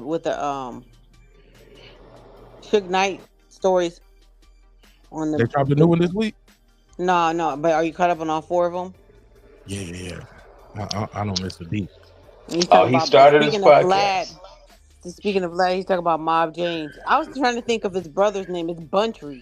That's the one I was trying to think of the other night. Yeah, that's the one he was in To Live and Die in L.A. and Tupac shouted him out. But yeah, Suge was like, yeah, I knew him, but I don't know this fake ass nigga Mob James. He was on Vlad too, crying and shit, looking all ashy and talking about his daughter's a Crip in the gang. He said, Suge cracked me up talking about. Man, well, Suge is a cold motherfucker, bro. It like his authenticity, yeah. Stories. It's like I believe him. Yeah, Like, the nigga cracked me up. He said when he could. tell. The nigga said he couldn't go to school because there was a whole bunch of Crips. Well, he was a Crip. That nigga no blood. He said he's sitting there. He a crackhead. They was living in a garage with no heat, getting high and shit. I'm like, this nigga should. It's hard not to believe him too. What do you have? Because what does he have to fucking lose? He doing 28 years. That nigga do be. Yeah, he's a great storyteller. Somebody go in on these Keefy D stories. Maybe they real, but when I would listen to that Keefy D shit, and then they was talking about like, yeah, he's a multi-millionaire selling the coke and all of that stuff. I was getting the keys, and that nigga said he A had a dollar Sherm. He was plug. selling Sherms. Yeah, I thought you said Sherm. he had the coke plug from what's his name? Was it not Escobar? What's the dude? Was it Escobar or Chavo? One of them niggas, man. I think he said. Nah, I heard the nigga saying Sherm. That makes sense because Compton is known for motherfucking Sherm. I'm just maybe we Ayatollah heard a Marv different and all of interview them. or a different part. I don't know. I seen the one I'm talking about because that nigga said he was getting the keys. He said, "Yeah, He not said, 100." well, he said Keefy D, And I he ain't bought really 100. a very Got smart from person. 100. I was like, "What?" That nigga said, well, he said, that nigga, Keefy D, he said he ain't that smart, so all he got to do is this, and that. He said he don't believe that Keefy D did it, but he's too stupid to, realize the whole proffer deal and how that works and all that kind of stuff. And it is true. And then he said, and Daz Dillinger, he said, I don't mean to talk about it because I know he got mental issues. I'm like, he do? I didn't know. Damn. That nigga shit. Wow. But only thing though, if and I'll say this, and we can save this for the next episode. I want because we're gonna have a good time on Friday on the fight party Friday, right?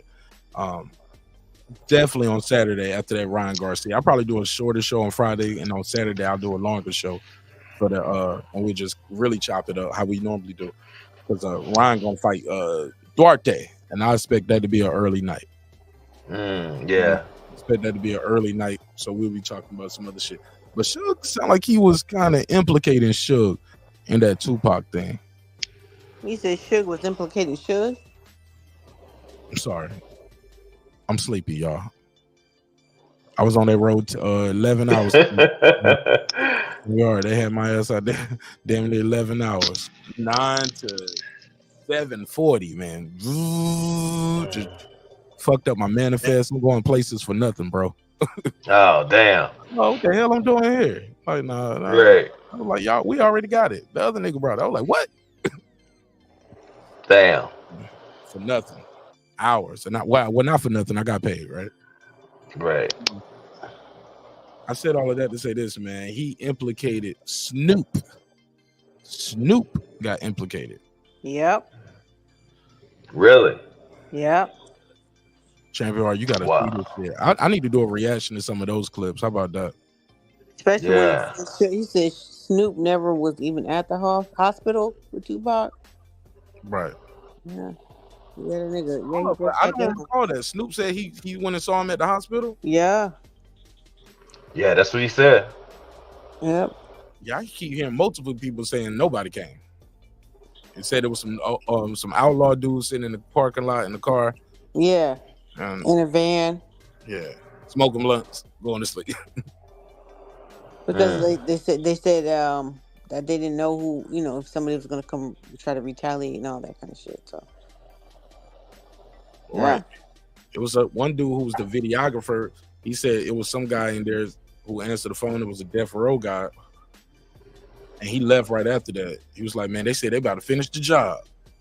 He was like, man, sound like, and he left. And I was like, it sounded like some shit from a movie. He said, so I went and parked my box truck with all the equipment in it to block the window because they had two on the first floor of the hospital. Right. I remember hearing that. Yep. Walk by and look up and look in the window a little bit.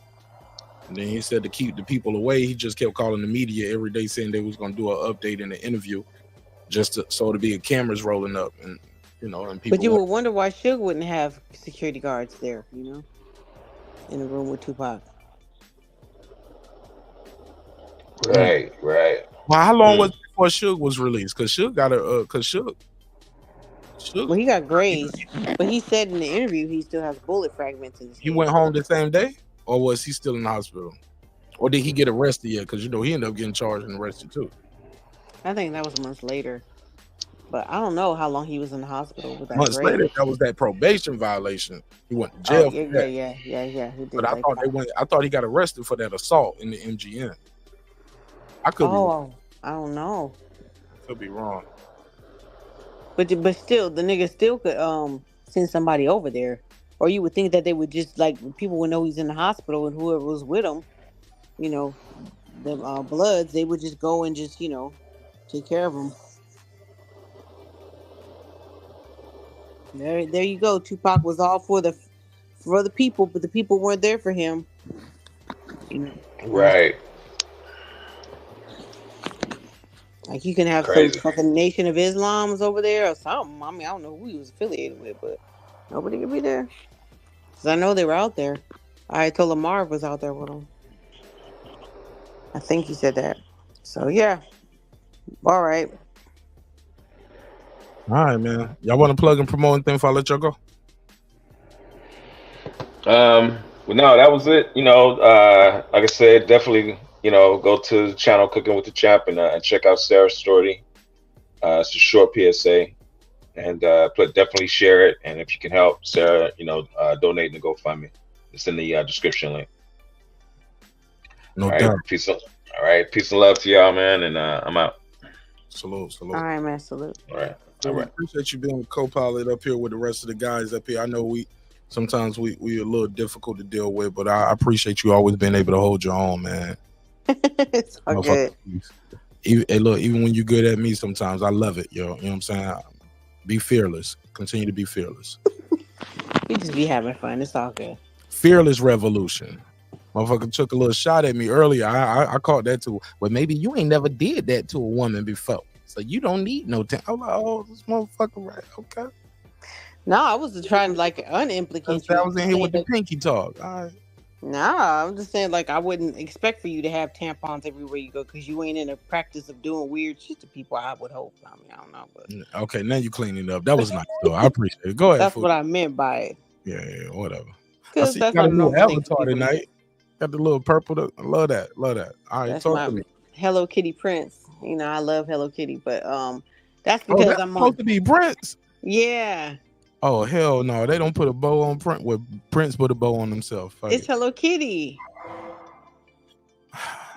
Wow. Nah, but it's because I'm on the app because it wouldn't let me get on with any of the links. So I'm on the StreamYard app, and that's the photo I put up for that. Where you get the app from? I just downloaded it because it's on iPhone? Yeah. Oh. Tells you to do that shit all the time if you want to download the app. So the other night, for the fight, I had to download it because it wouldn't let me get in. Sometimes it won't let me hit the link for whatever. I don't know. It gets confused probably with all my emails. They're forcing you to switch to that app. I guess because usually I just go into your comment section and hit the link and boom, I'm good. So. Can you share the app? I ain't even seen it. I don't even get the app. Maybe it's just for. Is it just for iPhone users? I don't know. I don't know anything but iPhone. But I'll try to send to you. See if you can share. All right. Okay. All right. Plug and promote your IG, your Twitter, your channel, anything. My IG's Food Revolution 360. You can follow me there. Any updates to Food Revolution, the company for 2024, will be on there. And I think it's the same on Twitter, Food Revolution 360, something like that. Put it Food Revolution. So. Man, appreciate you sending me in these good topics too, man. Like I enjoyed these topics, man. Appreciate you. Yeah, no problem. All right, hold it down, champ. All right, peace. All right, man. It's been another great episode of Breaking Beats, where we break down business, entertainment, art, technology, sports, and anything else you will not feel like talking about. It's a hip hop political sports show with a comedy twist. We like to let the jokes fly. You know why life is serious enough. Life is about to get real serious for me in about 4.5 hours. Love y'all. Hope you love yourself. If not, guess what? God loves you. So does Martin Nash in the neighborhood here Breaking Beats. This was a good one, man. I will see you guys. Tomorrow is Thursday. Won't be doing a show tomorrow. I'll see y'all again on Friday. It'll be a shorter show on Friday and Saturday. We're gonna do a good long episode for that fight and a little after fight party. All right. Well, that's it. That's all, man. As always, remember, man, respect is free. Disrespect can cost you everything. Your family, your freedom, your finances, most importantly, your life. So let's show each other love. Let's show each other respect. And if not, let's agree to disagree. You can go to marknash.com, marknash.com, and I spell that with a Q. And you can cop some of the merch. Got a lot of merch up there other than these. I need to switch these pictures out with some other merch that we have up there. And y'all always see me wearing the merch on the show anyway, right? That's it, man. Dreams require sleep, goals require effort. Go out there and get your goals. I'm on to the next episode. Peace. Hey, it's Antonio Tarver, the champion. You're watching Mark Nash at Breaking Beach. I usually don't do drops, but I'm going to give you one, bro. I'm going to give you one. I love you, champ.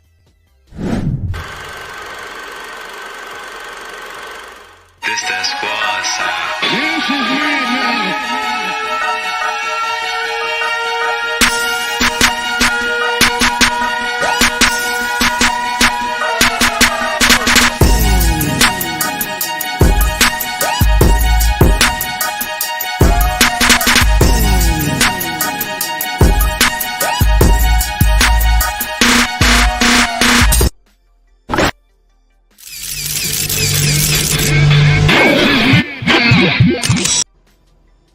Subscribe. I don't care how many subscribers he has. Support him.